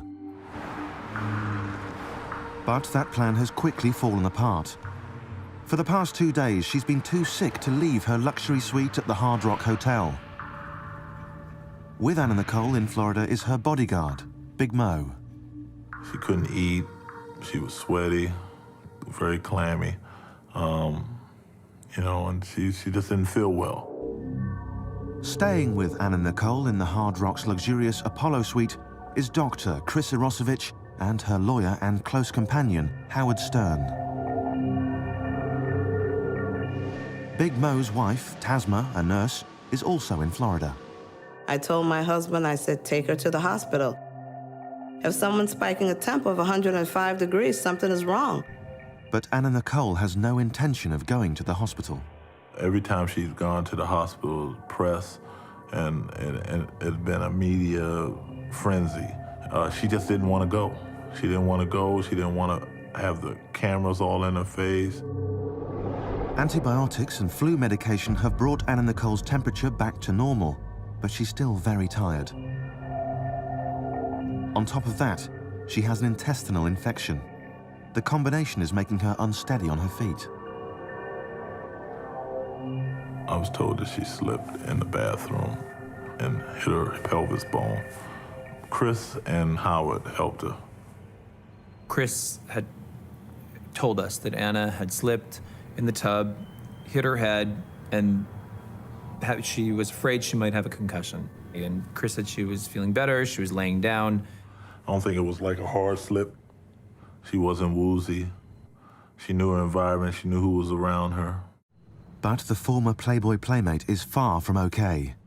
For the past 5 months, she's been taking a potent and unpredictable mix of prescription drugs, antidepressants, Valium, and sleep medication.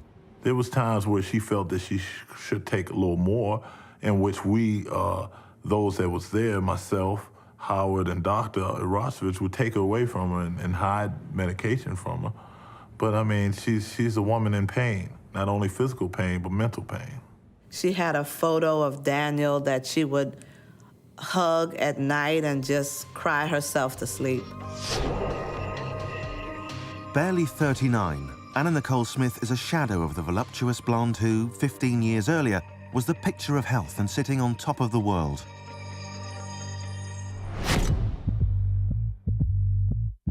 In March of 1992, in the glossy pages of its magazine, Playboy dropped a sex bomb. Anna purposely was sexy. Anna knew what turned men on. She would have this little baby lingo down pat. She just knew how to have this power over men and knew how to give them exactly what they wanted. Breaking the mold of the stick figure models that came before, Anna Nicole was a throwback to the days when big was sexy. Standing 6 feet tall and weighing 150 pounds, she was the new Barbie doll for 1990s men. After answering a newspaper ad for Playboy magazine, she caught the attention of photographer Eric Redding. The first time that my wife Diva and I met Anna, we were like really taken back. Here comes in this woman, 6 foot tall, 5-inch heels. She looked like an Amazon woman. I mean, she was huge. My wife Diva was more taken with her than I was. I mean, she says, "This girl's gorgeous." And I'm like, "She's so big though, you know, she doesn't look like a Playboy model." And Diva said, "I don't care what you say, she's gorgeous. They're gonna love her." In the blink of an eye, Anna Nicole went from Playboy cover girl to centerfold to Playmate of the Year. She posed for the pictures and she came home and she said, "God, Mama, that was such an experience." She said, "I was scared to death, but it was fun." And she said, "I really had a good time, but now I'm worried, you know. I hope I get a modeling job." And it wasn't too long after that. A year later, in 1993, her photos caught the eye of Paul Marciano, the president of Guess Jeans. His company's highly sexed-up ads had single-handedly launched many of the day's top supermodels. Anna had no clue what Guess Jeans was even about. She had no clue what it was. She didn't even know who they were. She said, "They make jeans and everything." And she's like, well, I make a lot of money." And that's really how simple-minded she was about it at the time. I don't mean to say country in a bad way, but she was country. I mean, Anna was not sophisticated at all. Only 25 years old, Anna Nicole signed a 3-year, multi-million-dollar contract. When she got Guess, the Guess Jeans ad, I think she was so happy. I've never seen her that happy. She was just glowing from ear to ear. On national TV, she remade herself in the image of her idol, Marilyn Monroe. America, it seemed, just couldn't get enough of Anna Nicole. The Monroe era, you were fantastic. Well, to me, I feel overweight. People, I mean, I don't know. It's a tough question. You'd like to lose weight? I like to tone up. I wouldn't like to lose weight. I just like to tone up more. But with her larger-than-life looks came larger-than-life appetites. Oh, Anna Nicole Smith back in 1991 partied hardy. She could party all night, drink, do drugs, whatever, and she was ready to go. She could shoot on 1 hour of sleep. If you told her a photo shoot was at 8 o'clock, she may stop drinking at 6, take a 1 hour nap, get up, take a bath, and she was ready to go. Be it food, alcohol, or drugs, there was simply never enough for Anna Nicole. She had that personality. You know, instead of drinking 1 bottle of champagne, for instance, she wanted 3 or 4. Instead of taking 1 pill to go to sleep, she would take 3 or 4. I mean, if you gave her a box of donuts, she would eat every one of them. Anna Nicole's fondness for excess also included sex. She had a lot of men off and on, and they just didn't treat her how she wanted to be treated, and she felt like that none of the men loved her. And so that's why I think she had a problem with having to go to men and women. Whether it was with a man or a woman, Anna didn't care. She just wanted sex. I mean, she wasn't picky in that respect. She just wanted attention. And Anna craved on that. But what Anna Nicole wanted more than anything was money and fame. She wanted to make big money. She wanted everybody to know who she was.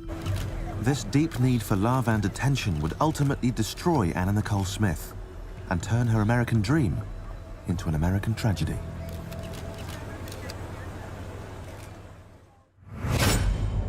February 7th, 2007, 6 p.m. Anna Nicole Smith is staying at the Hard Rock Hotel Casino Resort in Hollywood, Florida. She's come here to buy a luxury yacht to sail back to her home in the Bahamas. But those plans are on hold. For the last 2 days, she's been so sick with the flu that she hasn't even been able to leave her suite. And in 21 hours, she'll be dead. For the past 5 months, since the sudden death of her 20-year-old son, Anna Nicole has been under the watchful eye of her friend, psychiatrist Dr. Chris Sarosevich. Chris was there for her through many years, different times, listening to her, talking to her. But on this particular evening, the doctor has other matters to attend to and has to fly back to her practice in California. The news sends Anna into a panic. She was begging her to stay. She was saying that she didn't know she could make it. She needed her there. But we all assured her that everything's gonna be fine. You know, you're gonna get the boat. You're gonna go back to the Bahamas. And Anna was just sitting there really depressed about that. After Anna Nicole's death, a total of 9 prescription drugs will be found in her body. All of them at therapeutic levels, but taken together they form a dangerous mix. In her weakened state, their effect becomes even more potent. I personally think that Anna was on way too many meds. That's a fatality waiting to happen. Depressed by Daniel's death, Anna Nicole continues to medicate. All Chris did is help a friend. That's it. If Anna wanted medication, she was going to get medication. It didn't matter if it was from Chris or whoever. One of the drugs prescribed to Anna Nicole is chloral hydrate, a potent sleep medication. It slows breathing to induce sleep, but in combination with the slew of drugs already in her system, it's a potentially deadly cocktail. She was depressed, and she found it hard to sleep at times. And at the time, I did not think that she was overdoing it, although there was some times that I thought maybe, you know, she could curb it a little bit. With her psychiatrist friend gone, Anna Nicole watches television into the early hours, unable to sleep. Before I went to bed, it was around, I don't know, around 10:30, 11 o'clock at night. Anna was in the living room on the couch, and Howard was sleeping in the bed. And before I turned in, I went over to her, gave her a hug and kiss on her cheek and told her I'm just next door. All you have to do is just pretty much knock, and I'll be right there. But all Anna Nicole really wants is to sleep. She reaches for the most potent sedative on the shelf, her chloral hydrate. This love affair with pills has been going on for more than 20 years, driven by a lifelong desire to escape reality. Anna Nicole's reality began with a difficult childhood in Houston, Texas, where she was born Vicki Lynn Hogan on November 28, 1967. Her mother, Virgie Arthur, was just 16 years old. She didn't see her biological father. Well, I wasn't married to him for very long, a year and a half maybe. She was 3 months old when I left him. My Aunt Virgie, she went out of her way to keep him away from Vicki. She would not let him see Vicki because he was not a good man. Hardly a model dad, Vicki's father was a known rapist. After the divorce, Virgie remarried and Vicki grew up with 4 other siblings in this house on the outskirts of Houston. It's not a real large family, but there was quite a few kids, and I'm sure she felt attention-starved. Vicki loves attention. She loved attention. You know, she was my baby for 5 years before her younger brother was born. To help support her family, Virgie started working night shifts as a Houston deputy sheriff. With her dad a convicted felon and her mum a badge-carrying cop, growing up was getting a tad confusing for young Vicki, who soon began running wild. She really wasn't rebellious until she got older, when she was like 16. Vicki would sneak out of the house, and she was into boys then, and her mama didn't want her to get pregnant at an early age. Yes, I was strict, but I was not overly strict. But did she get her butt whooped when she did wrong? Yes, she did. So did all the other kids. Unable to tame her wild teen daughter, Vicki's mother decided to send her off to live with her Aunt Kay in Mejia, Texas, 400 miles away. But Aunt Kay was no better prepared for the challenge. My mother, she is more of a friend than a mother. She's just not motherly material. Starved for positive role models, 16-year-old Vicky Lynn became increasingly aware of her family's dysfunction. She desperately wanted to be anyone else but herself. In Mahia, Vicky began the process of reinventing herself and her life story. She changed her name to Nikki Hart. And, bizarrely, she told anyone who would listen that she was her Aunt Kay's illegitimate child. She had this crazy idea that my mother actually had her and her mother just took care of her. I told her, I said, you know, I am your mom. I'm the one that born you. I'm the one that carried you the whole 9 months, took all those beatings from your father. That confusion fuels an endless series of lies that she uses throughout her career, including calling Mahia her hometown, even though she only lived there for a few years. Anna would change her story for whatever the weather happened to turn. If you listen to Anna, she said that she lived on food stamps and that she had to steal toilet paper and candy just to get by. And I asked one time, I said, Vicky, you were not born there. You were not dirt poor. You did not live on food stamps. None of that happened. Why do you tell that? She said, Mama, you need to try to understand this. In this business that I'm trying to get in, you have to have a story. She said, good or bad, down or out, Mama. She said, as long as my name is being told across the airways or seen on TV, I'm making money. Anna Nicole's need to escape her own reality would lead to a love affair with drugs, a love affair that in 5 hours will kill her. February 8th, 2007, 10 a.m., the Hard Rock Hotel in Hollywood, Florida. Anna Nicole Smith has just 5 hours left to live. On the last day of her life, she wakes up feeling much better, but she's still very weak. Since checking in 3 days ago, she's been battling the flu. Her high temperature is made worse by another problem, an infection in her left buttock. She just showed me that, that the side of her body was infected. It looked infected. It was different colors and it was swollen. A yellowish fluid is oozing from an abscess, a pus-filled sac that's been punctured by a needle. For years, in an effort to lose weight and stop the aging process, she's been injecting human growth hormone and vitamin B12. Anna has no discipline. Anna hated dieting. Anna hated exercising. She hated all of that stuff. She liked tacos, chicken fried steaks, anything greasy. During her autopsy, Dr. Joshua Perper, a Fort Lauderdale medical examiner, would discover just how far that obsession with losing weight had gone. You cannot count them. There were multiple sites of injection. Inside the buttocks, we were able to see the abscesses and the needle tracks. Vicky was willing to do just about anything in jeopardizing her health to be able to get the money. The pus is steadily leaking bacteria into her bloodstream. Anna Nicole's body is now battling 3 things: a flu, an intestinal infection, and blood poisoning. I walked into the room around 10:30 where Howard and Anna was laying. And I said, I'm gonna go out. I'm going downstairs to eat with my wife. If you need me, my phone is on. And I looked at Anna. Anna looked like she was asleep at the time.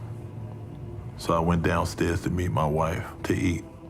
No one in Anna Nicole's entourage suspects that her daily regimen of beauty injections is weakening her already frail body.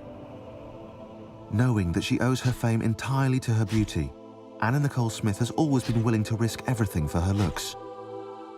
Without her fantasy figure, she firmly believes she is nothing but that very ordinary, very unloved girl from Texas, Vicky Lynn Hogan. 21 years earlier, in 1986, Anna Nicole was a shy, unpopular teenager living with her aunt in Mahia, Texas. She did not have a lot of friends, Vicky didn't. Most of the time, she liked to stay around the house, and she was kind of quiet to everybody else besides family. And we registered her in school, and she stayed with her Aunt Kay, but I don't think she went to school more than about 6 months.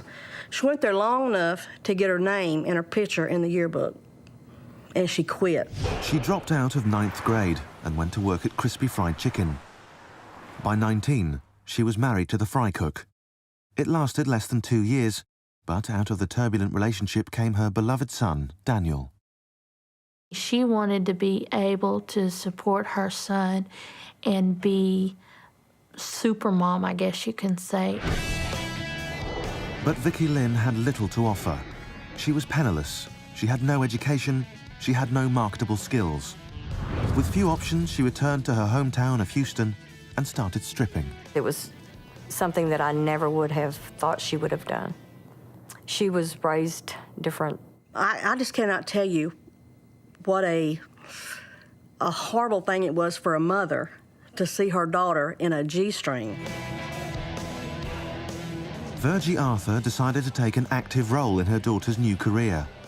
As a deputy sheriff, she met with Anna Nicole's boss, and she laid down the law.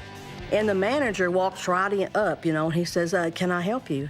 And I said, do you see that child right there dancing for that man? He said, yes, ma'am. I said, that is my daughter, and I want her out of here right now, or I will come in this place every night and cause you nothing but hell. And he said, yes, ma'am. He said, if you'll just go around to the back door, I will go get her and take her out of here for you. And I said, you got 5 minutes. But what Virgie didn't realize was that Vicky Lynn had found her calling. No one could convince her otherwise. She was simply going to be a star. She even paid to go to a modeling school, and they told her that she would never make a model. Well, she just quit. She quit. She said, well, they don't know what they're talking about. I ain't paying them that money. If you told her not to do something, she was going to make it a point to do it just to show that Vicky can do what Vicky wanted to do.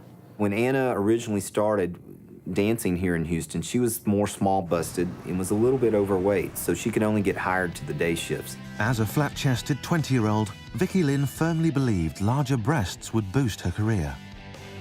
That's all she talked about. She said she could make more money if she had bigger breasts. Even though the implants cost a whopping $14,000, she was more than determined to get them. And after 3 years of pole dancing and 2 surgeries, Vicky Lynn finally appeared on stage in 1991, a changed woman, the proud owner of a pair of 42 double D breasts. Oh, Jesus. They were huge. I mean, they were like 3 times what her normal size was.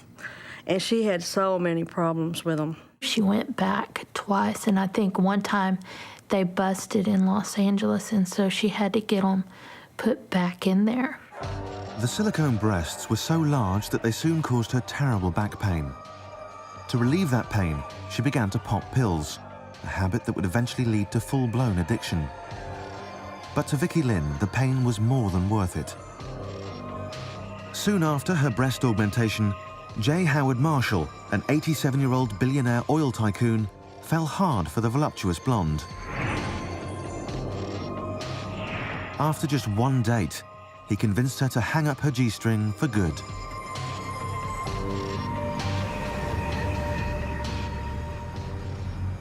She called him her sugar daddy. I was just shocked at the age difference. He was good to her. Whatever she wanted, he gave it to her. Whatever it was, didn't matter what it was, he gave it to her. Vicky Lynn's dream had begun. She'd been plucked from the ordinary and placed in a world of wealth and privilege. But this would come at a price. She'd do anything that the public wanted her to do, to be what she thought the world wanted her to be. But in 2007, holed up in a hotel room in Florida, Vicky Lynn has nothing left to give the world. In 3 hours, her short, chaotic life will be over. February 8th, 2007, Hollywood, Florida. After waking early to go to the bathroom, Anna Nicole has been asleep for the past 3 hours. In another 3 hours, she'll be dead. At noon, King Eric, a musician friend, and his wife Bridget arrived from the Bahamas to help buy Anna's new yacht. King Eric always liked to go in and speak to Anna and everything, and at the time, Howard was saying Anna was asleep, so King Eric said, okay, we'll just let her sleep. And that's when my husband asked me to sit in the room with Anna until he came back. Howard had to go and check on their boat, and my husband was going to help his brother move. Tasma checks in on Anna Nicole. She's appalled at what she finds. When I walked in the room, it was a disaster. There was a pillow on the floor. Just the position of the covers on the bed, I couldn't really see her. They were all bunched up against her. And the room was like a train wreck. The reason why I didn't wake up, because I knew it wasn't unusual or that she would go to sleep at that time of day. This day, this is the thing that bothers me more than anything. Every day since I've been with Anna, I've always went over and kissed her on the cheek and said, look, I'll be right back. That day, I just figured we'll see it when I get back. And I told my wife just to watch her. Anna Nicole is already weakened by blood poisoning and the flu. And no one knows that coursing through her veins is an unpredictable combination of prescription drugs, including an extremely powerful sedative, chloral hydrate. Chloral hydrate is nothing to play with. It's a very strong drug. They don't even use it around the hospitals that much anymore. It's not widely used anymore, especially outside the hospital. Anna Nicole has been consuming toxic levels of chloral hydrate. The dose which is recommended by doctor is about 1 or 2 teaspoons at one time, and she took 2 tablespoons. And sometimes it was reported that she drank straight from the bottle a couple of times. In her weakened state, her dosage is highly dangerous. Unaware of the danger, she continues to binge on the very same drug that killed her idol, Marilyn Monroe. 13 years earlier, in 1994, Anna Nicole had realized her wildest dreams. She was in Los Angeles, living in a house that once belonged to Marilyn. She absolutely loved Marilyn Monroe. She had it in her mind 16 years ago she was going to be the next Marilyn Monroe. Anna Nicole had a morbid fascination with anything to do with Marilyn. She often told friends that, just like her, she'd be dead before her 40th birthday. She had said that before. I want to die naked under the covers, just like Marilyn Monroe, and die on an overdose of sleeping pills. But at 26, death was only a distant thought. Anna Nicole was on top of the world. She was a famous playmate, a guest model, and, like Marilyn, an actress. Everything was going according to plan. The first year of Playboy and Guess Jeans, she made $22 million. I mean, she had made it big time. God, girl, I went with her one time. She bought a pair of shoes for $5,000. I said, Vicki, are you nuts? I said, go to Payless and buy you a pair of shoes and put that money up and save it. She says, Mother, rich people know. I said, how they gonna know? She said, they can tell. I still laugh about that now. $5,000 for a pair of shoes. Vicki was living the high life, and for a while she took her family along for the ride. Anna Nicole Smith and her mom, Virgie, back when we met 16 years ago, they were a perfect couple. She wanted her mom around. She was very close to her. Whenever Vicki went on a trip, she couldn't stand, she was always in a rush. And so she would always fly one of us down with her, and we would carry the bags through the airport. She couldn't stand carrying her bags. Anna Nicole had reinvented herself, but deep down she still felt like Vicki Lynn, the unloved little girl from Texas. She told all the family that she wanted everybody to have a tattoo of her put on their body. And if they loved her, they would do that. And I said, Vicki, your mother loves you with all her heart, but there is no way I'm going to have a tattoo put on my body. I mean, she was more like a little kid, like a 10-year-old.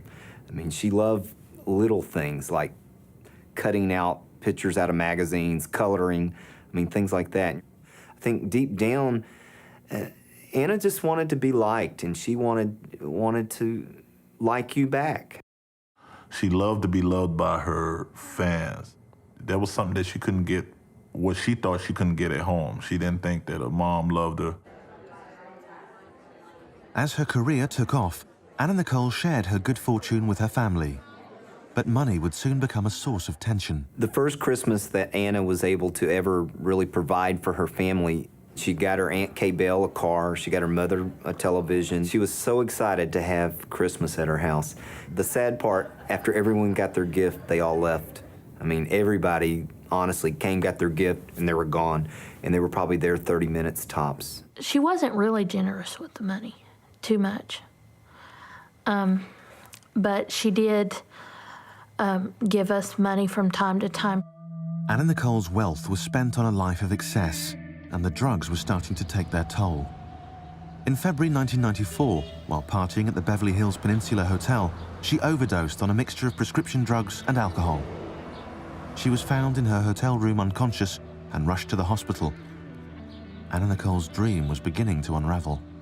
I didn't know how much she had, tampered with drugs. And yet, was it a shock? Yes, it was a shock.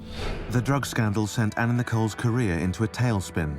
Virtually overnight, modeling agencies and their clients stopped calling. All of a sudden, no one wanted America's larger-than-life dream girl, except one man. She called me 4 days before she decided she was getting married. And she said, Aunt Lane, she said, I've decided to marry Howard. I need you to find a church. On June 24th, 1994, Anna Nicole wed J. Howard Marshall. He was now 89 years old. She was 26. Overnight, the mismatched union turned her into an object of ridicule and created headlines all over the world. He loved beautiful things. She was beautiful. And she needed his support and his income to get where she got. And they both knew. I mean, he was not a stupid man. But to the world, she was nothing more than a gold digger desperately after a foolish man's fortunes. Ironically, instead of making her rich, the marriage left her broke. 2 weeks after their nuptials, Marshall gave power of attorney to his son, who promptly cut off his father's playmate. After having all this money monthly come in from J. Howard Marshall, it was a rude awakening to her to realize, she didn't have $25,000 a day to blow. Even more so when only 14 months later, Howard Marshall died and a bitter legal battle erupted between Anna Nicole and Marshall's son. She hated going to court, hated it. A lot of things came up, a lot of ugly things, different relationships she was in, different things that had happened. And it was making her really look bad. She hired Howard K. Stern as her attorney, determined to win her share of her husband's fortune. In a short time, Stern became far more than just her legal counsel. I heard that he moved right on in the house with her, and from that point on, you always saw him with her doing whatever it is she needed done. In 1996, with legal costs spiraling out of control, she was forced to declare personal bankruptcy. Stressed out, Anna Nicole began to binge on whatever she could get her hands on. Usually when she get depressed, she would either start eating or she would start drinking, or both. And she just didn't know when to stop.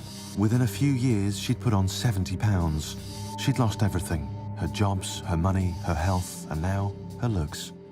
When she would get fat and realize that, she couldn't work anymore, that just drove her crazy. And I think that's one reason that Howard K. Stern came into her life. He must have promised her that he could turn her around and make her, a star again. With her career on the rocks, Anna Nicole also cut ties with her family. I believe that she listened to other people's influence and decided that her family maybe wasn't good enough. We were not allowed, and I'm not just saying me, the estranged mother, the estranged family was not allowed to be around her. None of us. It was heartbreaking because she had a lot going for her, and the drugs was destroying every bit of it. But Anna Nicole Smith had not given up yet. In 2000, she and Howard decided to bank on the one thing she still had: her celebrity status.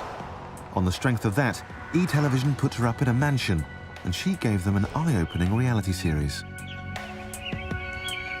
It seemed like that their whole life revolved around that show, and the show was actually very, very hurtful for us to see her in that kind of condition. You could obviously tell she was on drugs and no one could help her. And it was very stressful for us. I'm sorry. The last 10 years of her life was, I cry when I think about it. She was just an empty shell being controlled. You know, here's a pill, take it and get up and do what you need to do so we can make money, now go back to sleep.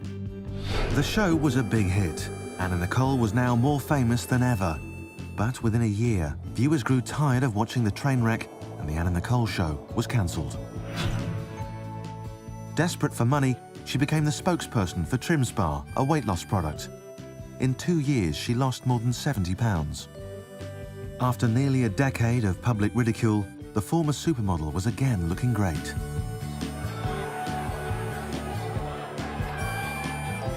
But underneath the curves, Anna Nicole was hiding a dark secret. Her dependence on drugs was now completely out of control. Her drug addiction will follow her all the way to a lonely hotel room in Florida, where it will finally take away her dreams. February 8th, 2007. It's early afternoon at the Hard Rock Hotel in Hollywood, Florida, and Anna Nicole Smith is still asleep in her suite. In just 2 hours, she'll be dead. Tasma, a trained nurse, is in the same room. She's on the phone to her husband, Anna Nicole's bodyguard, Mo. I had been calling her off and on and asked her how was Anna doing. She said, oh, she's still asleep. Everything seems to be good. I said, okay. Anna Nicole has barely moved since going to the bathroom this morning. As Tasma talks on the phone, Anna Nicole's friend Bridget checks in to see how the sick model is doing. Brigitte thought I was talking to Anna, and she came into the room and she said, oh, Anna's awake. I said, no, I'm speaking to my husband. So she came in and she just walked straight up to the bed and she's, Anna, oh, Anna. And she says, oh, something's wrong. And that's when she called me. They notice that Anna Nicole's mouth is hanging wide open. They call her name but get no answer. Bridget starts bending Anna Nicole's foot and gets absolutely no response. And it was at that point that I knew that something was wrong. Toxic levels of chloral hydrate, combined with therapeutic levels of antidepressants, anti-anxiety drugs, sedatives, and flu medication, have brought Anna Nicole's breathing to a stop. Tasma's emergency training kicks into high gear. I opened her airway. I did the little CPR maneuver. I saw nothing. I felt for a pulse. I had got no pulse. Needing help, Tasma hits redial on her cell to get her husband, who's left the hotel to meet his brother. And I told him he needed to come back quick because something was wrong with Anna. And my first reaction is, what are you talking about? He was kind of startled. She said she's not breathing.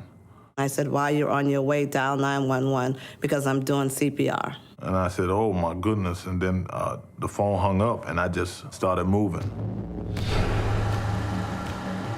The bodyguard quickly calls Anna Nicole's companion, Howard Stern, who's at the marina. Right away, I said, something's wrong with Anna, get back right away. I didn't wait for a reaction. I hung up and dialed the Hard Rock to get 911 on the way. I was driving like a maniac. I don't know who was with me, God was with me. Back at the hotel room, Anna Nicole Smith is in full-blown cardiac arrest. But Big Mo believes if he can just get to the hotel in time, he can save her. And maybe it was the arrogance in me, but I just knew I could bring her back again. He's done it before. 7 months earlier, in the Bahamas, Big Mo saved Anna Nicole's life when she nearly drowned in her swimming pool.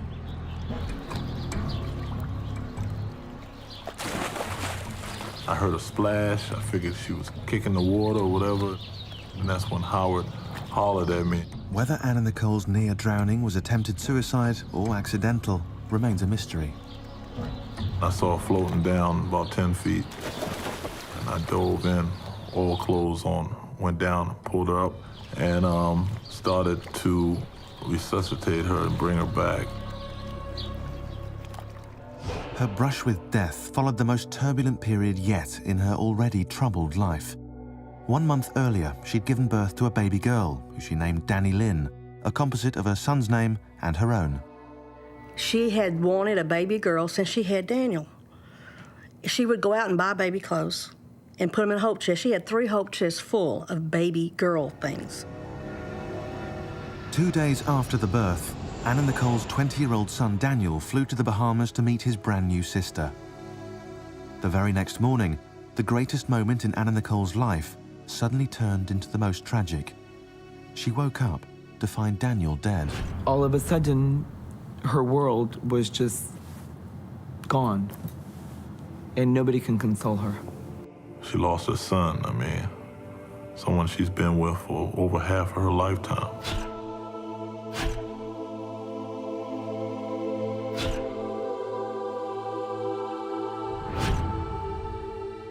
Overcome with grief, Anna Nicole had to be sedated before she could be escorted home from the hospital.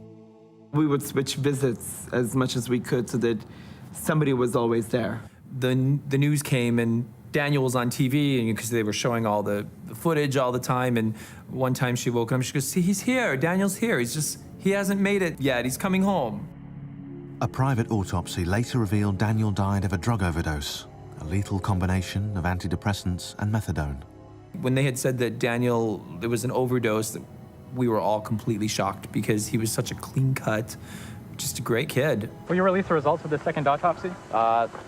I can't answer that question right now. While Bahamian officials withheld the results of their autopsy pending an inquest into Daniel's mysterious death, Anna Nicole's life took on an even stranger twist. She had always refused to name Danny Lynn's father.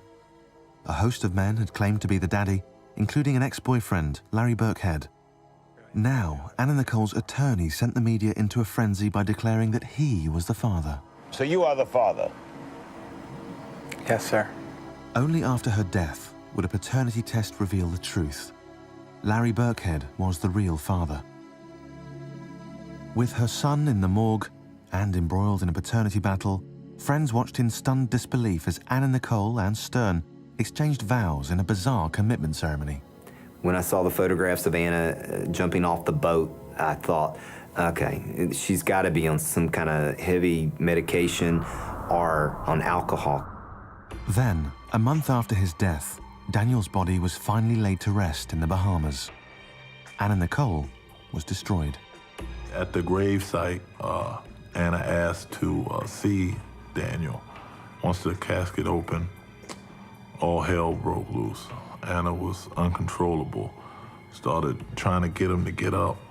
She jumped on Daniel and was jumping up and down. I was afraid that, the straps that were holding Daniel was going to give way. It came to a point where her psychiatrist was there and he had to sedate her right then and there. With her son's mysterious death, a public paternity battle, and a sudden union all happening within a month, Anna Nicole's life had become a full-blown three-ring circus. Her most private pain had become public, and she relied more than ever on drugs to dull the pain. Soon, those drugs will deliver the final, tragic blow. February 8th, 2007, 1:40 p.m., Fort Lauderdale, Florida. In 1 hour, Anna Nicole Smith will be dead. In the Apollo suite at the Hard Rock Hotel, she's in the throes of a full-on cardiac arrest. Tasma, a trained nurse, tries to revive her. Did CPR for a good 12 to 15 minutes. I was exhausted, but I knew I had to keep going. I couldn't stop. Racing to the hotel is Anna Nicole's bodyguard, Big Mo. Like his wife Tasma, he's trained in emergency first aid. When I arrived to the Hard Rock, I just drove up to the valet, left it running. Mo came in, he was like, "Is there any reason that you're doing CPR on the bed? This is not effective." And I said, "I couldn't get her on the floor, she's heavy." I tried to pull her 2 arms, but she was dead weight. Meanwhile, paramedics rushed to the scene. First thing I noticed with Anna was her lips was blue. And I knew I had to go to action real quick. So I picked Anna up off the bed. He said he felt a fake pulse, but I never got a pulse. And so I just kept on pumping her and breathing for her. Mo was doing the compressions and I was doing the ventilations. And eventually he would push me out of the way here and there and he would do both. And that's when I started getting a little bit emotional. And I just started screaming her name. I asked her, I said, "Baby girl, if you got anything in you, please come back. Danny Lynn needs you." I said, "Forget it, I need you. We all need you." He was very emotional. I've never seen him like that. When paramedics arrive at 1:46 p.m., they use 2 defibrillator pads to try and kickstart Anna Nicole's heart. Howard came back to the hotel while this was going on. He was just inconsolable. And he said, Mo, what's the matter with Anna? Is she okay? And all I could tell him was they're doing everything they can.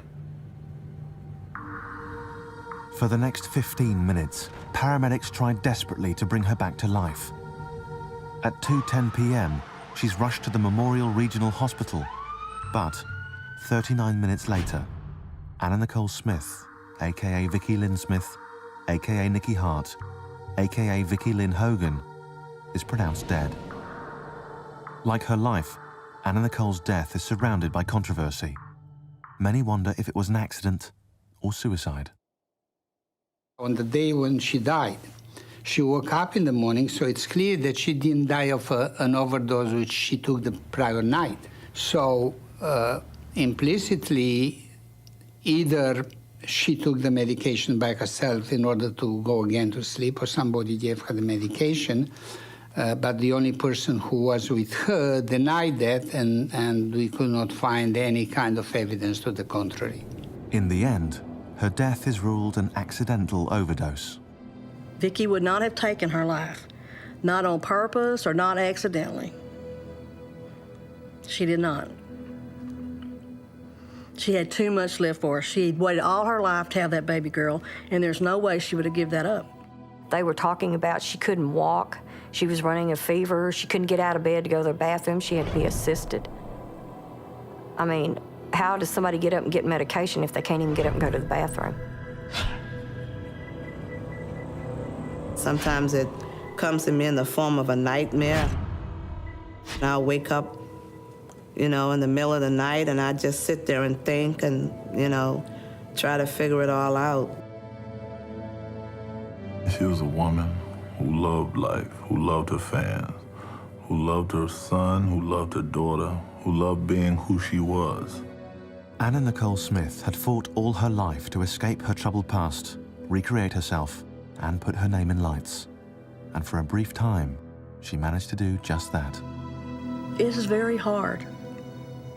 Very hard. Daniel was only 20, and Vicky was just 39. I mean, she had a lot more good years to go.